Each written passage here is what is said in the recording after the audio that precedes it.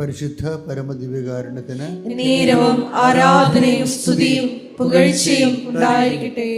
ഓരോ ധ്യാനവും നമ്മുടെ ദൈവാനുഭവത്തിൻ്റെ ലെവല് വർദ്ധിക്കുന്നതിന് വേണ്ടി വേണം എൻ്റെ സഹോദരങ്ങൾ ആ ധ്യാനത്തെ സമീപിക്കാൻ. ഓരോ ധ്യാനവും ഉടമ്പടി പുതിയ കാലത്തെ ഒരു ദൈവിക പ്രാർത്ഥനാ പദ്ധതിയാണ്. ഈ പുതിയ കാലത്തെ പ്രാർത്ഥനാ പദ്ധതികൾ നമ്മളെ സംബന്ധിച്ചിടത്തോളം ഇപ്പോൾ വളരെ ആഹ്ലാദവും ആത്മവിശ്വാസവും ഉണ്ട്. എന്തുകൊണ്ടാണ് ആഹ്ലാദവും ആത്മവിശ്വാസവും എന്ന് അച്ഛൻ പറയണത്? ജീവിതത്തിൻ്റെ മൽപ്പിടുത്തങ്ങളിൽ വിവിധ മേഖലയിൽ വിവിധ തരത്തിലുള്ള മൽപ്പിടുത്തങ്ങളല്ലേ നമുക്കുണ്ടത്. അങ്ങനെ എല്ലാ തരങ്ങളിലും എല്ലാ മേഖലകളിലും ജീവിതവുമായിട്ട് ഏറ്റുമുട്ടുന്നവർക്ക്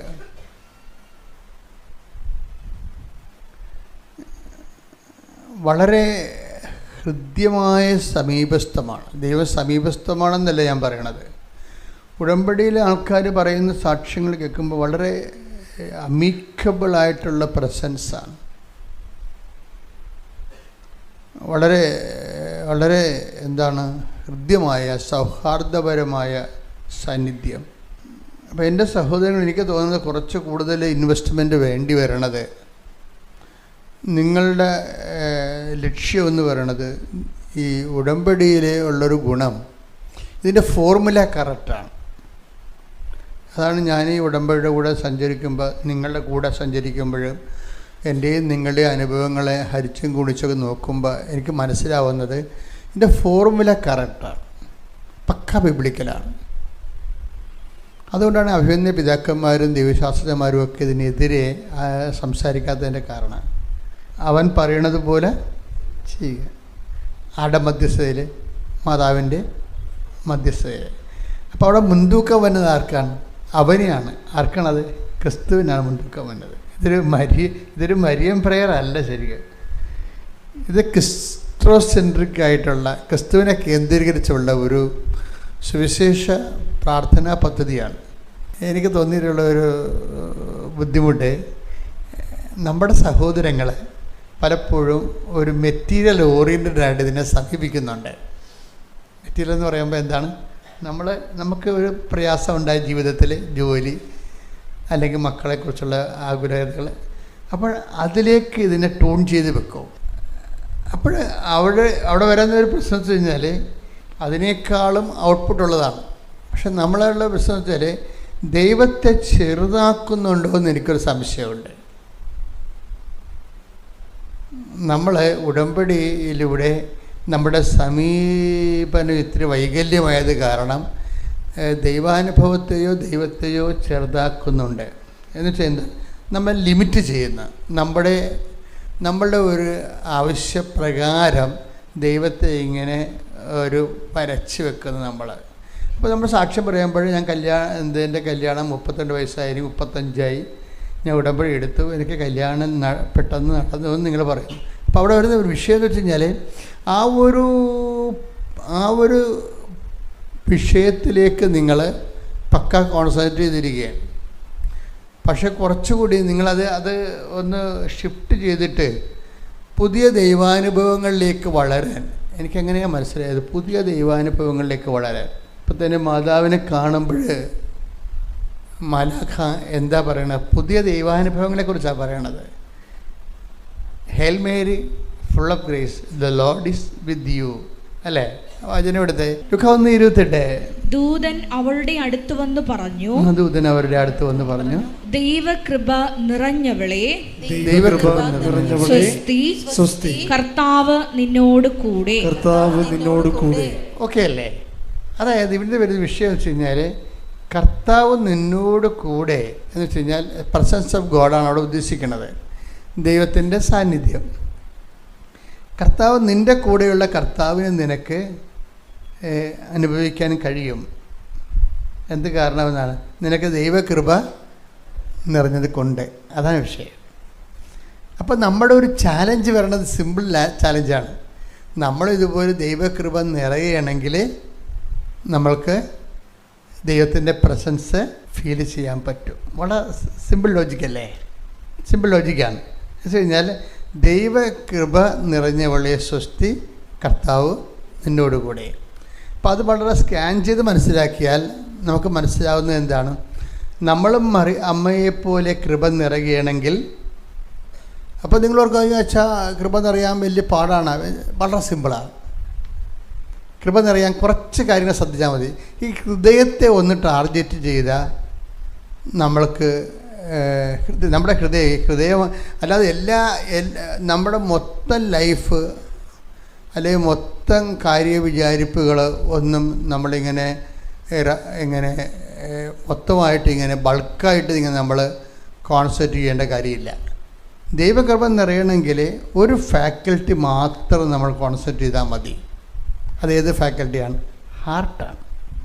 ഹാർട്ടെന്ന് പറയുമ്പോൾ ബയോളജിക്കൽ ഹാർട്ടല്ല. ബയോളജിക്കൽ ഹാർട്ടെന്ന് പറയുമ്പോൾ നിങ്ങൾ ബയോളജി പഠിക്കുന്ന ഹാർട്ടില്ലേ, അതൊരു മോട്ടറാണ്. നമ്മുടെ ഇവിടെ ഇരിക്കണം മോട്ടർ, അതിങ്ങനെ പമ്പ് ചെയ്തുകൊണ്ടിരിക്കും അല്ലേ? അത് ഭയങ്കര അത്ഭുതമാണ് ശരിക്കും പറഞ്ഞാൽ. ഒരു കറണ്ടിലാണ് എത്രയോ വോൾട്ട് കറണ്ടിലാണ് ഹൃദയം പമ്പ് ചെയ്യണത്. അപ്പോൾ ഈ പമ്പിങ് നിൽക്കുന്ന സ്ഥലത്ത് വെച്ച് ബ്ലഡ് സർക്കുലേഷൻ നിൽക്കുകയാണ്. അപ്പോൾ ബയോളജിക്കലായിട്ട് വരുമ്പോൾ അതൊരു മോട്ടറാണ്. ശരീരത്തിൻ്റെ എല്ലാ സ്ഥലങ്ങളിലേക്കും നമ്മൾ ഈ ബ്ലഡ് എത്തിക്കാൻ വേണ്ടി എത്തിക്കാൻ പറ്റാത്തപ്പോഴാണല്ലേ പ്രഷർ വരണത് അല്ലേ? ശരീരത്തിൻ്റെ എല്ലാ സ്ഥലങ്ങളിലേക്കും ബ്ലഡ് എത്തിക്കാൻ പറ്റാതെ വരുമ്പോഴാണ് ചില ആൾക്കാരുടെ കാലൊക്കെ ഇരിക്കണേണ്ടല്ലേ, കറുത്ത് ചൊറിഞ്ഞൊക്കെ ഇരിക്കും. കാര്യം അവിടെ വന്നിട്ട് തിരിച്ച് പോകണില്ല ബ്ലഡ് മേലോട്ട്. അപ്പോൾ അത് ഒരു മോട്ടോർ പമ്പിങ് ആണ് സംഭവം. അപ്പോൾ അതുകൊണ്ട് വൈദ്യശാസ്ത്രത്തിന് അതിൻ്റെ കുറേ പ്രൊസീജിയേഴ്സുണ്ട്. ബൈബിള് ഇങ്ങനൊരു മോട്ടറായിട്ടുള്ള ഹൃദയത്തെ അല്ല ഉദ്ദേശിക്കുന്നത്.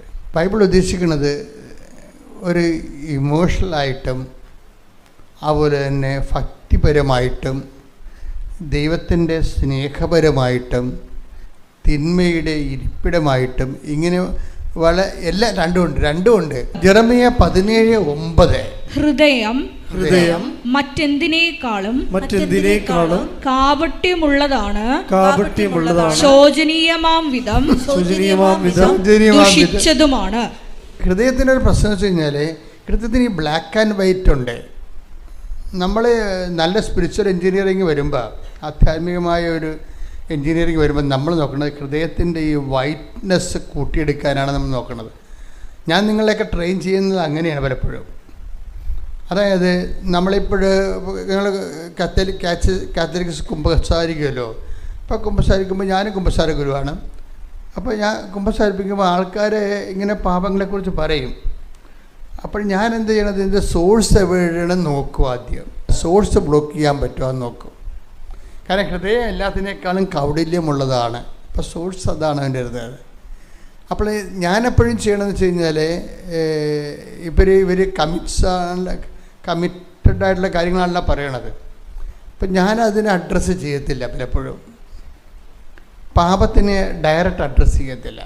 അതിൻ്റെ കാരണം വെച്ചാൽ പനിയെന്ന് പറഞ്ഞത് എന്താ? ഒരു രോഗമല്ലല്ലോ അല്ലേ? പനിയെന്ന് പറഞ്ഞ ഒരു രോഗമല്ല, ഏതോ രോഗത്തിൻ്റെ ഒരു കാരണമാണ്. ഇപ്പം നിങ്ങൾ പറയുന്നത് പനിയാണ്, തലവേദന, പനി എന്നൊക്കെയാണ് കുമ്പസാരക്കുട്ടി പറയണത്. ആത്മാവിന് പനിയാണ്, ആത്മാവിന് തലവേദനയാണ്. അപ്പം ഞാനതിനെ നോക്കണമെന്ന് വെച്ച് കഴിഞ്ഞാൽ എങ്ങനെ ബോഡി ഹെൽത്തി ആയിക്കഴിഞ്ഞാൽ ആ വിഷയം മാറും. അപ്പം ഞാനെന്ത് ചെയ്ത് ബോഡി ഹെൽത്തി ആക്കാൻ നോക്കും. എങ്ങനെ?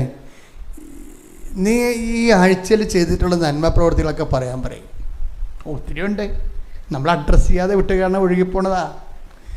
നീ ആഴ്ചയിൽ ചെയ്തിട്ടുള്ള നന്മ പ്രവർത്തികളെല്ലാം പറയാൻ പറയും. വീട്ടുകാർക്ക് ചെയ്താലും കുഴപ്പമില്ല, ഇനി പക്ഷികൾക്ക് ചെയ്താലും കുഴപ്പമില്ല, മൃഗങ്ങൾക്ക് ചെയ്താലും നമ്മുടെ സസ്യങ്ങൾക്ക് ചെയ്തെല്ലാം കൂടി നമ്മൾ ഒരുമിച്ചാണല്ലോ ജീവിക്കുന്നത്. അപ്പോൾ എപ്പോഴും നമ്മൾ ആ ഒരു ബോധം ഉണ്ടാക്കണം. ദൈവം സൃഷ്ടിച്ചപ്പോൾ ആദ്യം ഇവരെല്ലാം സൃഷ്ടിച്ച് കഴിഞ്ഞിട്ടാണ് നമ്മൾ സൃഷ്ടിച്ചിരിക്കുന്നത്. നമുക്ക് വേണ്ടിയാണെന്ന് പറഞ്ഞിട്ട് അങ്ങനെ അമിതമായ ചൂഷണമൊന്നും നടക്കത്തില്ല. നമുക്ക് സർവൈവ് ചെയ്യാൻ പറ്റത്തില്ല, നല്ല പ്രശ്നം. പിന്നെ സർവൈവ് ചെയ്യാൻ പറ്റത്തില്ല. എവിടെയോ ഒരു മിസ്റ്റേക്ക് ഉള്ളതുകൊണ്ടല്ലേ ഇപ്പോൾ സ്പെയിനിലും അയർലൻഡിലും ഒക്കെ ആൾക്കാർ ആകാശത്തേക്ക് മഴ പെയ്യിക്കണം.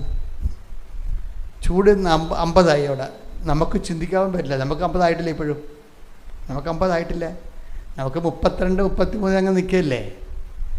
അപ്പം നമ്മൾ പണ്ട് മഞ്ഞ് ഉരുകി നിന്ന സ്ഥലത്ത് ഇപ്പം ചൂട് കൊണ്ട് അവിടെയുള്ള ആൾക്കാർക്ക് സർവ് ചെയ്യാൻ പാടാ. എ സി ഒന്നുമില്ല, എ സി കിട്ടാനില്ലെന്നാണ് പറഞ്ഞത്. ജർമ്മനിയിലൊക്കെ എ സി ഫാനൊന്നും അവർ ഉപയോഗിക്കാറില്ലായിരുന്നു. എ സിയും ഫാനും ഒന്നും ഉപയോഗിക്കത്തില്ല ജർമ്മൻ. അതുള്ള ആ സ്കാൻഡിനേവിയൻ രാജ്യങ്ങളൊക്കെ ഒന്നും എ സി ആവശ്യമില്ല, അവർക്ക് ഫാൻ ആവശ്യമില്ല, ഫാനിൻ്റെ കമ്പനിയില്ല, എ സി ആവശ്യമില്ല. പക്ഷെ ചൂട് വന്നപ്പോൾ കമ്പനിയൊന്നും ഇല്ലല്ലോ, ഇവർ എ സിക്ക് ഓട്ടമാണ്, ഫാന് വേണ്ടി ഓട്ടമാണ്. എന്നിട്ട് പറയണത് ഇപ്പം മാൾട്ടായിലെ സഹോദരൻ കഴിഞ്ഞ ദിവസം സംസാരിച്ച് പറഞ്ഞത് മാൾട്ടായിൽ ഒരു ഈ ടേബിൾ ഫാന് വേണ്ടി പിടിച്ചു പറയുക. അപ്പോൾ ഇതൊക്കെ ഒരിക്കലും കേൾക്കാത്ത കാര്യങ്ങളാണ്. ക്ലൈമറ്റിന് ശരിക്കും ചേഞ്ച് വന്നിട്ടുണ്ട്, ക്ലൈമറ്റിന് ചേഞ്ച് വന്നിട്ടുണ്ട്. അപ്പോൾ ഞാനെന്താ പറഞ്ഞു വരുന്നതെന്ന് ചോദിച്ചു കഴിഞ്ഞാൽ, ഇതുപോലെ ഒരു ഹൃദയം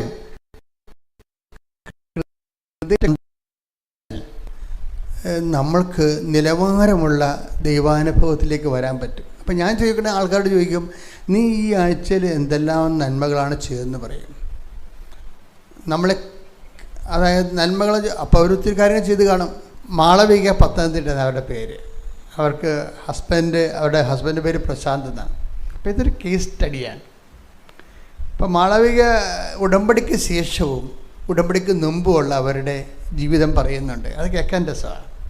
അവർ കാഷ്വലായിട്ട് ഇങ്ങനെ പറഞ്ഞു പോകണമെങ്കിൽ ഞാൻ വളരെ ശ്രദ്ധിച്ചത് അവിടെ പറയുന്നത്, ഞാൻ ഉടമ്പടിക്ക് മുമ്പ് ഒരു മനുഷ്യനെ മുഖത്ത് നോക്കത്തില്ലായിരുന്നു.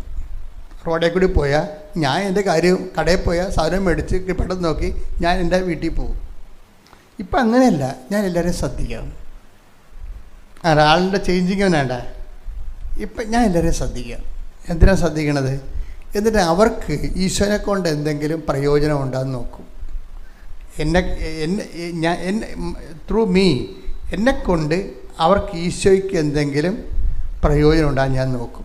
ഞാൻ എന്തെങ്കിലും ഒരു അവശത കണ്ടാൽ ഞാൻ അവരോട് ചെന്ന് ചോദിക്കും, എന്താണ് വിഷയം, എന്താണ് വിഷമിച്ചിരിക്കണത് എന്നൊക്കെ അപ്പോൾ ഒരാളിങ്ങനെ ചേഞ്ച് ചെയ്യണ കണ്ടില്ലേ? ഇതാണ് ഞാൻ പറഞ്ഞത്, ഇതിൻ്റെ വൈറ്റ്നെസ് ഇങ്ങനെ കൂട്ടിക്കൊണ്ട് വരണം. ശരിക്കും ഉടമ്പടി അതാണ് ചെയ്യേണ്ടത്. ഉടമ്പടി വളരെ നല്ല പക്ക ട്രീറ്റ്മെൻറ്റാണ്. ഈ മനുഷ്യന്മാരുടെ ഉള്ളിൽ വൈറ്റും ഉണ്ട് ബ്ലാക്കും ഉണ്ട്. ഇപ്പോൾ ബ്ലാക്ക് ഉണ്ടെന്ന് പറഞ്ഞല്ലേ, ജെറമിയ 17:9 പറഞ്ഞില്ലേ, എന്താണ്? ഹൃദയം എല്ലാത്തിനേക്കാൾ കൗടില്യമാണ് എന്ന് പറഞ്ഞ് നമ്മൾ ഹൃദയം കൗടില്യമാണ്, നമ്മുടെ ഫെയ്റ്റാണ്, വിദ്യയാണെന്ന് പറഞ്ഞിരിക്കേണ്ട കാര്യമില്ല. നമുക്ക് ഈ ബ്ലാക്ക് കുറക്കാൻ പറ്റും. കുറക്കാൻ പറ്റുന്നത് എങ്ങനെയാണ്? ഈ മാളവിക ചെയ്തിരിക്കുന്ന പരിപാടി കണ്ടില്ല? നിങ്ങളൊന്ന് നോക്കിയേ, നമ്മളെല്ലാവരും തന്നെ എത്രയോ വർഷങ്ങളാണ് ക്രിസ്ത്യനാണ്. അവർ കഴിഞ്ഞ ആഴ്ച ഉടമ്പടി എടുത്തേ ഉള്ളൂ. ആ ഉടമ്പടി എടുത്ത ശേഷം എത്ര പെട്ടെന്നാണ് ഇവർ മൊത്തം ചേഞ്ചാകണത്. ചേഞ്ചാകണമെന്നതിൻ്റെ കാരണം വെച്ച് കഴിഞ്ഞാൽ നമ്മൾ ഒരു വിഷയം, ഉടമ്പടിയുടെ വിഷയം, ഞാനിങ്ങനെ ഈ വചന പ്രഘോഷകരെ പോലെ ഇങ്ങനെ ഭയങ്കരമായിട്ട് അലറിക്കോയി പ്രസംഗിക്കാത്തതിൻ്റെ കാരണം ഇത് പ്രഘോഷണ ധ്യാനമല്ല, ഇത് പ്രബോധന ധ്യാനമാണ്. ധ്യാനം പലതരത്തിലുണ്ട്. കൺവെൻഷനിലൊക്കെ കാണുന്നത് എന്താണ്? പ്രഘോഷണ ധ്യാനങ്ങളാണ്. അത് ചെറിയ പ്രിലിമിനറീസിന് കൊടുക്കേണ്ട ധ്യാനങ്ങളാണ്. നമുക്കങ്ങനെയല്ല, നമ്മൾ അറിഞ്ഞവരെ ആഴപ്പെടുത്തുക എന്നുള്ളതാണ്. അത് അറിയാത്തവരെ അറിയിക്കുന്നതിനാണ് ഈ പ്രഘോഷണ ധ്യാനം. അറിഞ്ഞവരെ ആഴപ്പെടുത്തുന്നതിന് എന്താ വേണ്ടത്? പ്രബോധന ധ്യാനമാണ് വേണ്ടത്. അപ്പം ഞാൻ ആ പ്രബോധന ധ്യാനത്തിൻ്റെ പ്രത്യേകത എന്താണ്? അതിങ്ങനെ ഓരോ സബ്ജക്റ്റ് വൈസ് അത് എന്താണ്, എങ്ങനെയാണ്, എന്താണ് ചെയ്യേണ്ടത്, ഇങ്ങനെ അതിൻ്റെ ഒരു നോഹൗ ജ്ഞാനസൂത്രം, അതിൻ്റെ ഒരു എൻജിനീയറിങ് പറഞ്ഞു കൊടുക്കും. അപ്പോൾ പറഞ്ഞു കൊടുക്കുമ്പോൾ നമ്മൾ കുറച്ച് മോഡൽസിന് എടുക്കും. ഇപ്പോൾ മാളവിക ഒരു മോഡലാണ്. മാളവിക എന്തുകൊണ്ടാണ് മോഡലാണെന്ന് വെച്ച് കഴിഞ്ഞാൽ അവരൊരു ഫ്രഷ് ഹാൻഡാണ്. അതാണ് വിഷയം. ക്രിസ്ത്യാനിറ്റിയിലെ അവരൊരു ഫ്രഷ് ഹാൻഡാണ്. അവർ ഫ്രഷ് ഹാൻഡായിട്ട് അപ്പോൾ നമ്മൾ ചിന്തിക്കേണ്ടത്, ബൈബിൾ ഇവർ സ്വീകരിച്ച് കഴിഞ്ഞപ്പോൾ അവരെ ജ്ഞാനസ്ഥാനപ്പെടുത്തുകയൊന്നുമില്ല, മതം മാറ്റുകയൊന്നുമില്ല. നമ്മളെ ഉദ്ദേശം എന്താണ്? ക്രിസ്തുവിനെ വ്യക്തികളെ സ്വീകരിക്കണം. അതാണ് വിഷയം. അതാണ് ക്രിസ്തുവിനെ വ്യക്തികളെ സ്വീകരിക്കണം. അതിന് എന്ത് കാഷ്വാലിറ്റി വന്നാലും ഞാൻ അതിനെ ഫേസ് ചെയ്യും. കാര്യം നിലപാടിൻ്റെ പക്ഷപാതമാണ്. അതായത് ക്രിസ്തുവിനെ എല്ലാ വ്യക്തികളും സ്വീകരിക്കണം. അതെന്താ കാര്യം? അത് ആദ്യം മുതലേ ഉള്ള ദൈവത്തിൻ്റെ നിലപാട് എല്ലാ മനുഷ്യരും രക്ഷപ്പെടണമെന്നും സത്യമാർഗം സ്വീകരിക്കണമെന്ന്. Take the word of God. ശ്രുതിക്കട്ടെ ഹല്ലേലൂയ, ഹല്ലേലൂയ, ഹല്ലേലൂയ, ഹല്ലേലൂയ. യേശുവേ നന്ദി, ഹല്ലേലൂയ, ഹല്ലേലൂയ, ഹല്ലേലൂയ. യേശുവേ ആരാധന, ആരാധന, ആരാധന. യേശുവേ നന്ദി, മഹത്വം, ഹല്ലേലൂയ, ഹല്ലേലൂയ. 1 തിമോത്തിയോസ് 2:4. അതായത് ഈ വചനം ശ്രദ്ധിക്കണം. അതായത് 1 തിമോത്തിയോസ് 2:4. എല്ലാവരും രക്ഷിക്കപ്പെടണമെന്നും ഒന്ന് പറഞ്ഞ് എല്ലാവരും രക്ഷിക്കപ്പെടണമെന്നും സത്യം അറിയണമെന്നുമാണ് അവിടുന്ന് ആഗ്രഹിക്കുന്നത്. അപ്പം എന്താ സത്യം അറിയണം എന്ന് പറയുമ്പോൾ ആരെ? സത്യം എന്ന് പറയുന്നത് ഐ ആം ദ ട്രൂത്ത് അല്ലേ? ഈശോയാണ്. ലോകത്ത് അങ്ങനെ ആരും പറഞ്ഞിട്ടില്ല. ഇപ്പം എന്തായാലും take the word of God, I am the truth. ശ്രുതിക്കട്ടെ ഹല്ലേലൂയ, ഹല്ലേലൂയ, ഹല്ലേലൂയ, ഹല്ലേലൂയ, ഹല്ലേലൂയ, ഹല്ലേലൂയ. യേശുവേ ആരാധന, ആരാധന, ആരാധന. സ്വരത്തില് സന്തോഷത്തോടെ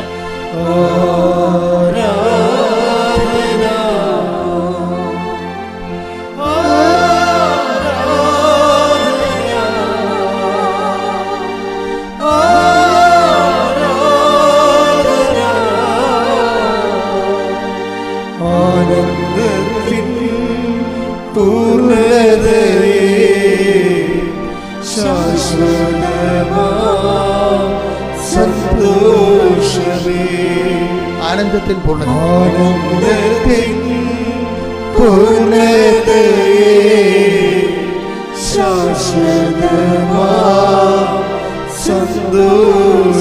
ആരാധന.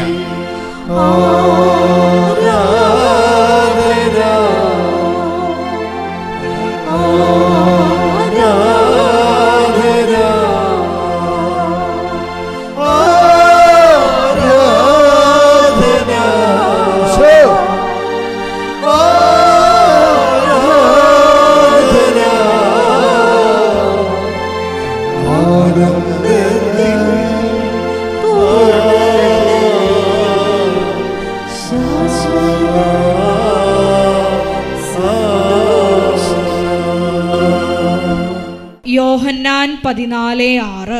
ഈ വചനം വളരെ മനസ്സിൽ സൂക്ഷിക്കണം. എന്താണ് യോഹന്നാൻ 14:6?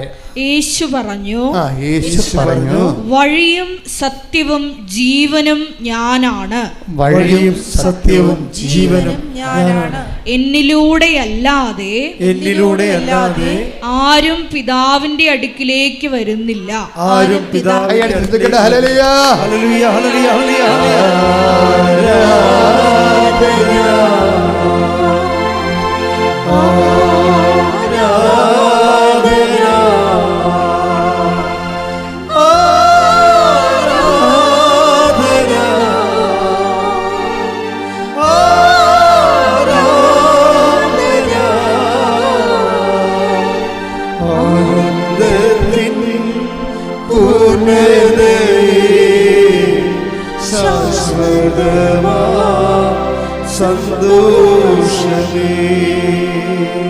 പരിശുദ്ധ പരമദിവ്യകാരുണ്യത്തിന് നേരവും ആരാധനയും സ്തുതിയും പുകഴ്ചയും ഉണ്ടായിരിക്കട്ടെ. എൻ്റെ മക്കളെ, രാവിലെ കർത്താവിൻ്റെ ദിവസം രാവിലെ വന്നിരുന്ന് വചനം കേൾക്കാനും ദിവ്യകുർബാനയുടെ ആരാധനയ്ക്കൊക്കെ പങ്കെടുക്കാനും ദൈവം നിങ്ങളെ എന്തുമാത്രം സ്നേഹിക്കുന്നുണ്ടെന്ന് നിങ്ങൾ തിരിച്ചറിയണം.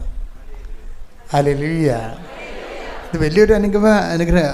നമ്മുടെ എല്ലാ പ്രശ്നങ്ങളും തീരുകയാണ്. എന്താ കാര്യം? എല്ലാ പ്രശ്നങ്ങളും തീരുകയാണ്. എന്താ കാര്യം? കർത്താവ് നമ്മൾ തൻ്റെ അടുത്തേക്ക് വിളിച്ചു അല്ലേ? അത് തന്നെ അത് എന്തുകൊണ്ടാണ് അങ്ങനെ വരുന്നത്? അടുത്തേക്ക് വിളിക്കുന്നത് ആരെയാണ്? വചനം എടുത്തേ. മർക്കോസിന്റെ സുവിശേഷം 3-ാം അധ്യായം 13 മുതലുള്ള തിരുവചനങ്ങൾ. പിന്നെ അവൻ മലമുകളിലേക്ക് കയറി തനിക്ക് ഇഷ്ടമുള്ളവരെ അടുത്തേക്ക് വിളിച്ചു.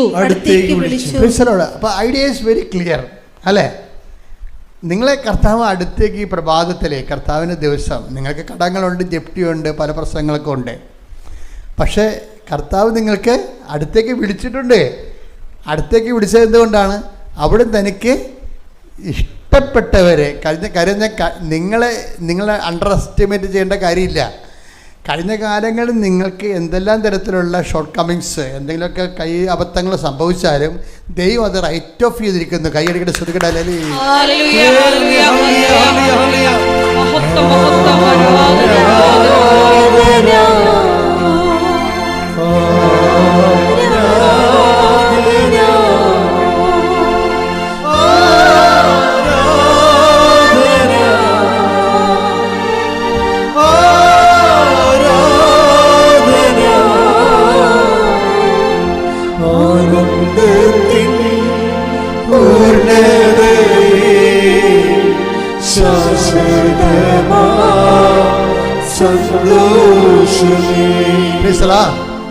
അപ്പോൾ കഴിഞ്ഞ കാലങ്ങളിൽ എന്തെങ്കിലും ഷോർട്ട് കമ്മിങ്സ്, എന്തെങ്കിലും കൈബദ്ധങ്ങൾ, പാപകരമായ സാഹചര്യം ഉണ്ടെങ്കിൽ നിങ്ങൾ ഓർക്കുക. എന്താ കാര്യം? ഡിവേർഡ് ഓഫ് ദാറ്റ് ഫാക്ട്, ആ വിഷയത്തിനേക്കാൾ ഉപരി ദൈവം നിങ്ങളെ ഇഷ്ടപ്പെടുന്നു. അതുകൊണ്ടാണ് നിങ്ങളെ അടുത്തേക്ക് വിളിച്ചിരിക്കുന്നത്. അടുത്തേക്ക് വിളിച്ചതിന് അർത്ഥം എന്താണ്? കഴിഞ്ഞ കാല പാപങ്ങളെ ദൈവം റൈറ്റ് ഓഫ് ചെയ്തു. അതിന് അർത്ഥം എന്താണ്? എഴുതി തള്ളിയെന്ന്. കൈയടിച്ച് ശ്രദ്ധിക്കട്ടെ. ഹല്ലേലൂയ.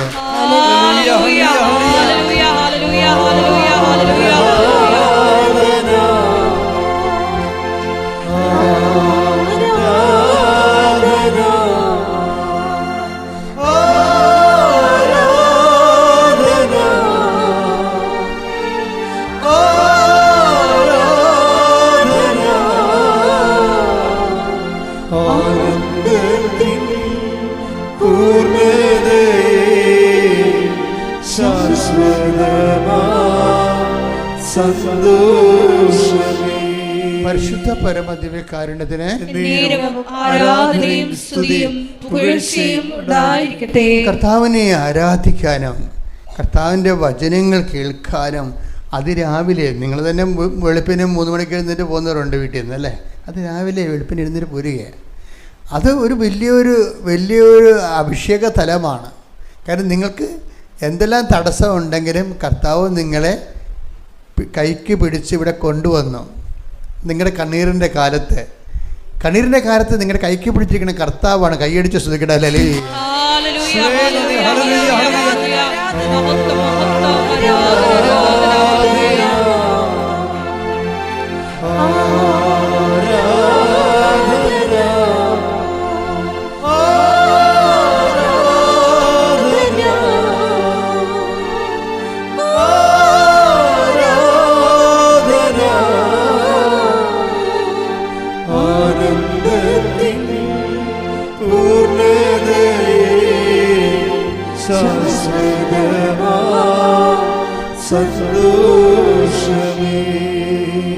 ഇനി നമ്മൾ ചെയ്യേണ്ട കാര്യം എന്ന് വെച്ച് കഴിഞ്ഞാൽ, നമ്മൾ പ്രാർത്ഥിക്കേണ്ടത് എന്താണെന്ന് വെച്ചാൽ,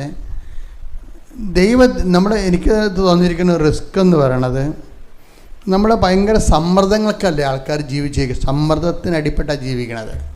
പലതരത്തിലുള്ള സമ്മർദ്ദങ്ങളാണിത്. അപ്പോൾ സമ്മർദ്ദത്തിന് അടിപ്പെട്ട് ജീവിപ്പോൾ കഴിഞ്ഞ ദിവസം കൊണ്ട് ഒരു സാക്ഷ്യം പറഞ്ഞത്, അങ്ങയുടെ പേര് ജോസഫ് ജോൺ എന്തുവാണ്. അദ്ദേഹത്തിൻ്റെ ഒരു പ്രോബ്ലം എന്ന് വെച്ച് കഴിഞ്ഞാൽ, അദ്ദേഹം ഒരു ജോലി രാജിവെക്കേണ്ടി വന്നതിൻ്റെ കാരണം ഞായറാഴ്ച അവിടെ ജോലിക്ക് പോകണമെന്ന് സമ്മർദ്ദമുള്ളത് കൊണ്ടാണ്.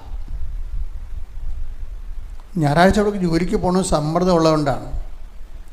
അപ്പം അദ്ദേഹം 1-2 പ്രാവശ്യം ഞായറാഴ്ച ജോലി ചെയ്തപ്പോൾ തന്നെ അയാളുടെ മനസ്സ് പറയുന്നുണ്ട്, നീ ഇവിടെ അല്ല ജോലി ചെയ്യേണ്ടത്. കാര്യം നമ്മൾ ഈ വിഷയം എന്ന് വെച്ചാൽ നമ്മളതിനെക്കുറിച്ച് സീരിയസ് ആയിട്ട് എടുക്കാത്തത് കൊണ്ടാണ്. കർത്താവ് ദൈവത്തിൻ്റെ ദിവസം പരിശുദ്ധമായി ആചരിക്കണമെന്ന് പറഞ്ഞിട്ട് അപ്പം ചിലയിടത്ത് പരിശുദ്ധമായി നമുക്ക് ആചരിക്കാൻ പറ്റണില്ലല്ലോ ചില ആൾക്കാർക്ക്, ഇല്ലേ? കാര്യം നമ്മൾ പല ആൾക്കാരുമാണ് നമുക്ക് തൊഴിൽ തന്നിരിക്കുന്ന തൊഴിൽദാതാക്കന്മാർക്ക് വിശ്വാസം ഉണ്ടാകത്തില്ല. നമുക്ക് തൊഴിൽ തന്നിരിക്കുന്ന തൊഴിൽദാതാക്കന്മാർക്ക് വിശ്വാസം ഉണ്ടാകത്തില്ല. അവർക്ക് ക്രിസ്തുവിനെ അറിയണമെന്ന് നിർബന്ധമില്ല. അപ്പോൾ സ്വാഭാവികമായിട്ട് നമ്മളവിടെ ജോലി ചെയ്യാൻ ബാധ്യസ്ഥമായിട്ട് തീരുകയാണ്. പക്ഷേ നമ്മൾ എന്തിനാണ് ഒരു പ്രാർത്ഥന വെച്ചിട്ട് പ്രാർത്ഥിക്കുന്നുണ്ട്. എന്താണ്? ഞങ്ങളെ പ്രലോഭനത്തിൽ ഉൾപ്പെടുത്തരുത്, ഇങ്ങനെയുള്ള ദൈവകൃപ നഷ്ടപ്പെടാൻ സാധ്യതയുള്ള സ്ഥലങ്ങളിലേക്ക് ഞാൻ കൊണ്ടുപോകരുത്. പക്ഷേ ആ പ്രാർത്ഥന നിങ്ങൾ ആത്മാർത്ഥമായിട്ട്, എൻ്റെ മക്കളെ ഒരു പ്രോബ്ലം ഉണ്ട്. പ്രാർത്ഥനയ്ക്കല്ല പ്രശ്നം, പ്രാർത്ഥനയുടെ ആത്മാർത്ഥതയ്ക്കാണ് പ്രശ്നം. പ്രാർത്ഥനയ്ക്ക് എന്താ പ്രാർത്ഥന ആൾക്കാർക്ക് വരുന്ന ഒരു അബദ്ധം എന്താ അറിയാമോ? നമ്മളൊരു 100 പോയിൻ്റ് പ്രാർത്ഥിച്ചെന്ന് വിചാരിച്ചോ, 100 പോയിൻ്റ് പ്രാർത്ഥിക്കുന്നു വിചാരിച്ചോ. അപ്പോൾ അതിൻ്റെ അകത്ത് പലപ്പോഴും വരണത് അത്രയും വോളിയത്തിൽ നമ്മൾ പ്രാർത്ഥിക്കുന്നുണ്ടെങ്കിലും നമുക്ക് അതിൻ്റെ അത്രയും പ്രാർത്ഥന ഹിയർ ചെയ്യുന്നില്ല. അതിൻ്റെ കാരണം പല പ്രാർത്ഥനകളുടെ പിന്നിലും ഈ ആത്മാർത്ഥത കുറവുണ്ട്. ഇപ്പം നമ്മളെ പ്രലോഭനത്തിൽ ഉൾപ്പെടുത്തരുത് നമ്മൾ പ്രാർത്ഥിക്കുകയും ചെയ്യുന്ന, ശരിക്കും പറഞ്ഞാൽ പ്രലോഭനത്തിൽ ഉൾപ്പെടാതെ ജീവിക്കാൻ നമ്മൾ ആഗ്രഹിക്കുന്നുമില്ല. അതാണൊരു പ്രശ്നം വരണത്. ഇപ്പം നമ്മൾ പ്രലോഭനത്തിൽ ഉൾപ്പെടുത്തരുത് നമ്മൾ പ്രാർത്ഥിക്കുന്നു, പക്ഷേ do you actually mean it? അതാണ് പ്രശ്നം. നീ അത് യഥാർത്ഥത്തിൽ ഉദ്ദേശിക്കുന്നുണ്ടോ പ്രലോഭനത്തിൽ ഉൾപ്പെടാതിരിക്കാൻ എന്ന് ചോദിക്കുമ്പോൾ നമുക്ക് അപ്പം തന്നെ ഒരു വൈബ്രേഷനാണ്. ശരിക്കും പറഞ്ഞാൽ ഇല്ല. ശരിക്കും സ്കാൻ ചെയ്ത് കഴിഞ്ഞാൽ പ്രലോഭനത്തിൽ ഉൾപ്പെടുത്തരുതെന്ന് പ്രാർത്ഥിക്കുന്നുണ്ടെങ്കിലും അങ്ങനെ ഉൾപ്പെടാതെ ഇരുന്നിട്ട് എനിക്ക് ശരിക്കും ഉൾപ്പെടാതിരിക്കുമ്പോൾ നമുക്ക് നഷ്ടമാണ് വരണത് ഇല്ലേ? ഒരു കള്ളക്കണക്ക് എഴുതണം, അത് പ്രലോഭനമാണ്. കള്ളക്കണക്ക് എഴുതണം, അത് പ്രലോഭനമാണ്. അപ്പം അങ്ങനെ പ്രലോഭനത്തിൽ ഉൾപ്പെടുത്തുന്നില്ലെങ്കിൽ ആ കള്ളക്കണക്ക് നമ്മൾ ശരിയായ കണക്കെഴുതണം. ശരിയായ കണക്കെഴുതുമ്പോൾ നമുക്ക് നഷ്ടം വരും. നമ്മൾ ശരിയായ കണക്കെഴുതുകയാണെങ്കിൽ നഷ്ടം വരും. ഈ ഒരു സാധനം നമ്മൾ വളരെ സുന്ദരമായിട്ട് കൈകാര്യം ചെയ്യണം. കാര്യം ഈ നഷ്ടം സഹിച്ചും, അങ്ങനെ ഒരു വാക്കുണ്ട് വചനം 15-ാം സങ്കീർത്തനം 1 മുതലുള്ള തിരുവചനങ്ങൾ. കർത്താവേ, അങ്ങയുടെ കൂടാരത്തിൽ ആര് വസിക്കും? പറഞ്ഞേ. കർത്താവേ, അങ്ങയുടെ കൂടാരത്തിൽ ആര് വസിക്കും? അങ്ങയുടെ വിശുദ്ധഗിരിയിൽ ആര് വാസമുറപ്പിക്കും? അങ്ങയുടെ വിശുദ്ധഗിരിയിൽ ആര് വാസമുറപ്പിക്കും? നിഷ്കളങ്കനായി ജീവിക്കുകയും നീതി മാത്രം പ്രവർത്തിക്കുകയും ഹൃദയം തുറന്ന് സത്യം പറയുകയും ചെയ്യുന്നവൻ. പരദൂഷണം പറയുകയോ സ്നേഹിതനെ ദ്രോഹിക്കുകയോ അയൽക്കാരനെതിരെ അപവാദം പരത്തുകയോ ചെയ്യാത്തവൻ. ദുഷ്ടനെ പരിഹാസ്യനായി കരുതുകയും ദൈവഭക്തനോട് ആദരം കാണിക്കുകയും നഷ്ടം സഹിച്ചും പ്രതിജ്ഞ നിറവേറ്റുകയും ചെയ്യുന്നവൻ. കടത്തിന് പലിശ ഈടാക്കുകയോ നിർദോഷനെതിരെ കൈക്കൂലി വാങ്ങുകയോ ചെയ്യാത്തവൻ. അപ്പം ഈ ഒരു വിഷയങ്ങളിലേക്ക് വരുമ്പോൾ, ജീവിതം ഇങ്ങനെയുള്ള സ്ഥലങ്ങളിലേക്ക് വരുമ്പോൾ ചില സമയത്ത് തട്ടും, ഫൗൾസിൽ നമ്മൾ തട്ടും. അപ്പം അങ്ങനെ വരുമ്പോൾ ചില ആൾക്കാർക്ക് ദൈവമേ ചെയ്യണത് തെറ്റാണല്ലോ. അപ്പോൾ നമ്മൾ ആത്മാർത്ഥമായിട്ട് കർത്താവേ, എന്നെ ഇങ്ങനെയുള്ള പ്രലോഭനങ്ങളിൽ ഉൾപ്പെടുത്തരുത്. അതെന്താ പ്രശ്നം വെച്ച് കഴിഞ്ഞാൽ, ഈ നമ്മൾക്ക് ഒന്നെങ്കിൽ ദൈവം അല്ലെങ്കിൽ ഭൗതിക ആനുകൂല്യങ്ങൾ, ഇതിൻ്റെ ഇടയ്ക്കൊരു തിരഞ്ഞെടുപ്പ് വരുന്നതിനാണ് ഈ ടെംപ്റ്റേഷൻ, പ്രലോഭനം എന്ന് പറയണത്. ഒന്നെങ്കിൽ ദൈവം. ഇപ്പം നമ്മൾ ജീവിക്കുന്ന ജീവിതം എന്ന് പറയുന്നത് ഒരു അഡ്ജസ്റ്റ്മെൻറ്റ് ലൈഫാണ്. കുറച്ച് ദൈവവും കുറച്ച് കള്ളത്തരവും കുറച്ച് തട്ടിപ്പും വെട്ടിപ്പും ഒക്കെ ആയിട്ട് ഇങ്ങനെ അഡ്ജസ്റ്റ് ചെയ്താണ് ജീവിക്കുന്നത്. ഇങ്ങനെ അഡ്ജസ്റ്റ് ചെയ്ത് ജീവിക്കുമ്പോൾ ഉണ്ടാകുന്ന പ്രശ്നം വെച്ച് കഴിഞ്ഞാൽ, ഉടമ്പടിയിൽ അതിന് വലിയ സ്കോപ്പില്ല. അപ്പം നിങ്ങൾ ഓർക്കും, അച്ഛാ പിന്നെ എങ്ങനെ ജീവിക്കും? ഈ ലോകം മുഴുവൻ കള്ളത്തരമല്ല കാണിക്കണത്. അപ്പം നമ്മൾ ചേര തിന്നണമെന്ന് അട്ടി തിന്നു കഴിഞ്ഞാൽ നടുത്തോടാൻ തിന്നില്ലെങ്കിൽ നമ്മൾക്ക് ജീവിക്കാൻ പറ്റുമോ? അപ്പോൾ ആൾക്കാർ ചോദിക്കും. പക്ഷേ എന്ത് പ്രോബ്ലം വെച്ച് കഴിഞ്ഞാൽ, നമ്മൾ ഒരിക്കൽ ഒരു ഡിസിഷൻ ഇങ്ങനെ എടുത്തിട്ട് പതുക്കെ നമ്മൾ കർത്താവിൻ്റെ അടുത്ത് ഇരിക്കുകയാണ്. ഇരുന്നിട്ട് പറഞ്ഞ്, കർത്താവ് ഇങ്ങനെ ഒരു ചതിക്കുഴി ചെന്ന് ചാടിയിരിക്കുകയാണ്, എന്നെ രക്ഷിക്കണം, എനിക്ക് വേറൊരു മാർഗ്ഗമില്ല, എന്നെ സഹായിക്കണം. അപ്പം ഇങ്ങനെ അപ്പം നീ ഇങ്ങനെ കർത്താവിൻ്റെ വചനങ്ങൾക്ക് ഈ വിരുദ്ധമായിട്ട് ജീവിക്കുന്നതിന് നിനക്ക് വിഷമമുണ്ടെന്നും കർത്താവിൻ്റെ സഹിത്വം ചേർന്ന് ജീവിക്കാൻ നീ ആഗ്രഹിക്കുന്നുണ്ടെന്നും ആത്മാർത്ഥമായിട്ട്, യാന്ത്രികമായിട്ടല്ല, ആത്മാർത്ഥമായിട്ട് നിനക്ക് തോന്നുകയാണെങ്കിൽ കർത്താവ് നിന്നെ കറക്റ്റ് സ്ഥലത്തേക്ക് കൊണ്ടുവരും, പതുക്കെ. പിന്നെ എപ്പോഴും നമ്മൾ ശ്രദ്ധിക്കണം, ഈ മറ്റുള്ളവരുടെ കോമ്പറ്റീഷന്, നമ്മളുമായിട്ട് കോമ്പറ്റീഷനുള്ള ആൾക്കാരുണ്ടല്ലോ, കോമ്പറ്റീഷൻ ഒത്തിരി ഉണ്ടല്ലോ ലോകത്ത്, കോമ്പറ്റീഷൻ ഉണ്ടാവും. അപ്പോൾ കോമ്പറ്റീഷൻ ഉള്ളവർക്ക് ചിലപ്പോൾ ഒരു 10 ലക്ഷം രൂപ കള്ളത്തരം കാണിച്ച് 10 ലക്ഷം രൂപ കിട്ടിയാൽ നിനക്ക് നീ കോമ്പറ്റീഷൻ പങ്കെടുത്ത് അവനേക്കാൾ 11 ലക്ഷം രൂപ കിട്ടാനാണ് നമുക്ക് പ്രലോഭനം ഉണ്ടാകണത്, അല്ലേ? 11 ലക്ഷം രൂപ കിട്ടാൻ വേണ്ടിയാണ് നമ്മുടെ പ്രലോഭനം ഉണ്ടാകണത്. അപ്പം അവിടെ ഒരു പ്രശ്നം, അവിടെ ഒരു ആശയ അടക്കത്തിൻ്റെ പോയിൻ്റുണ്ട്. എന്താ കാര്യം? പോയിൻ്റ് എന്താ? ആശയ അടക്കത്തിൻ്റെ പോയിൻ്റ് എന്താ? നീ അങ്ങനെ കള്ളത്തരം കാണിച്ച് നിനക്ക് 11 ലക്ഷത്തെക്കാളും കള്ളത്തരം കാണിക്കാത്ത 2 ലക്ഷം മതിയെന്ന് നീ തൃപ്തിപ്പെടണം. അതാണ് വിഷയം ഇരിക്കുന്നത്.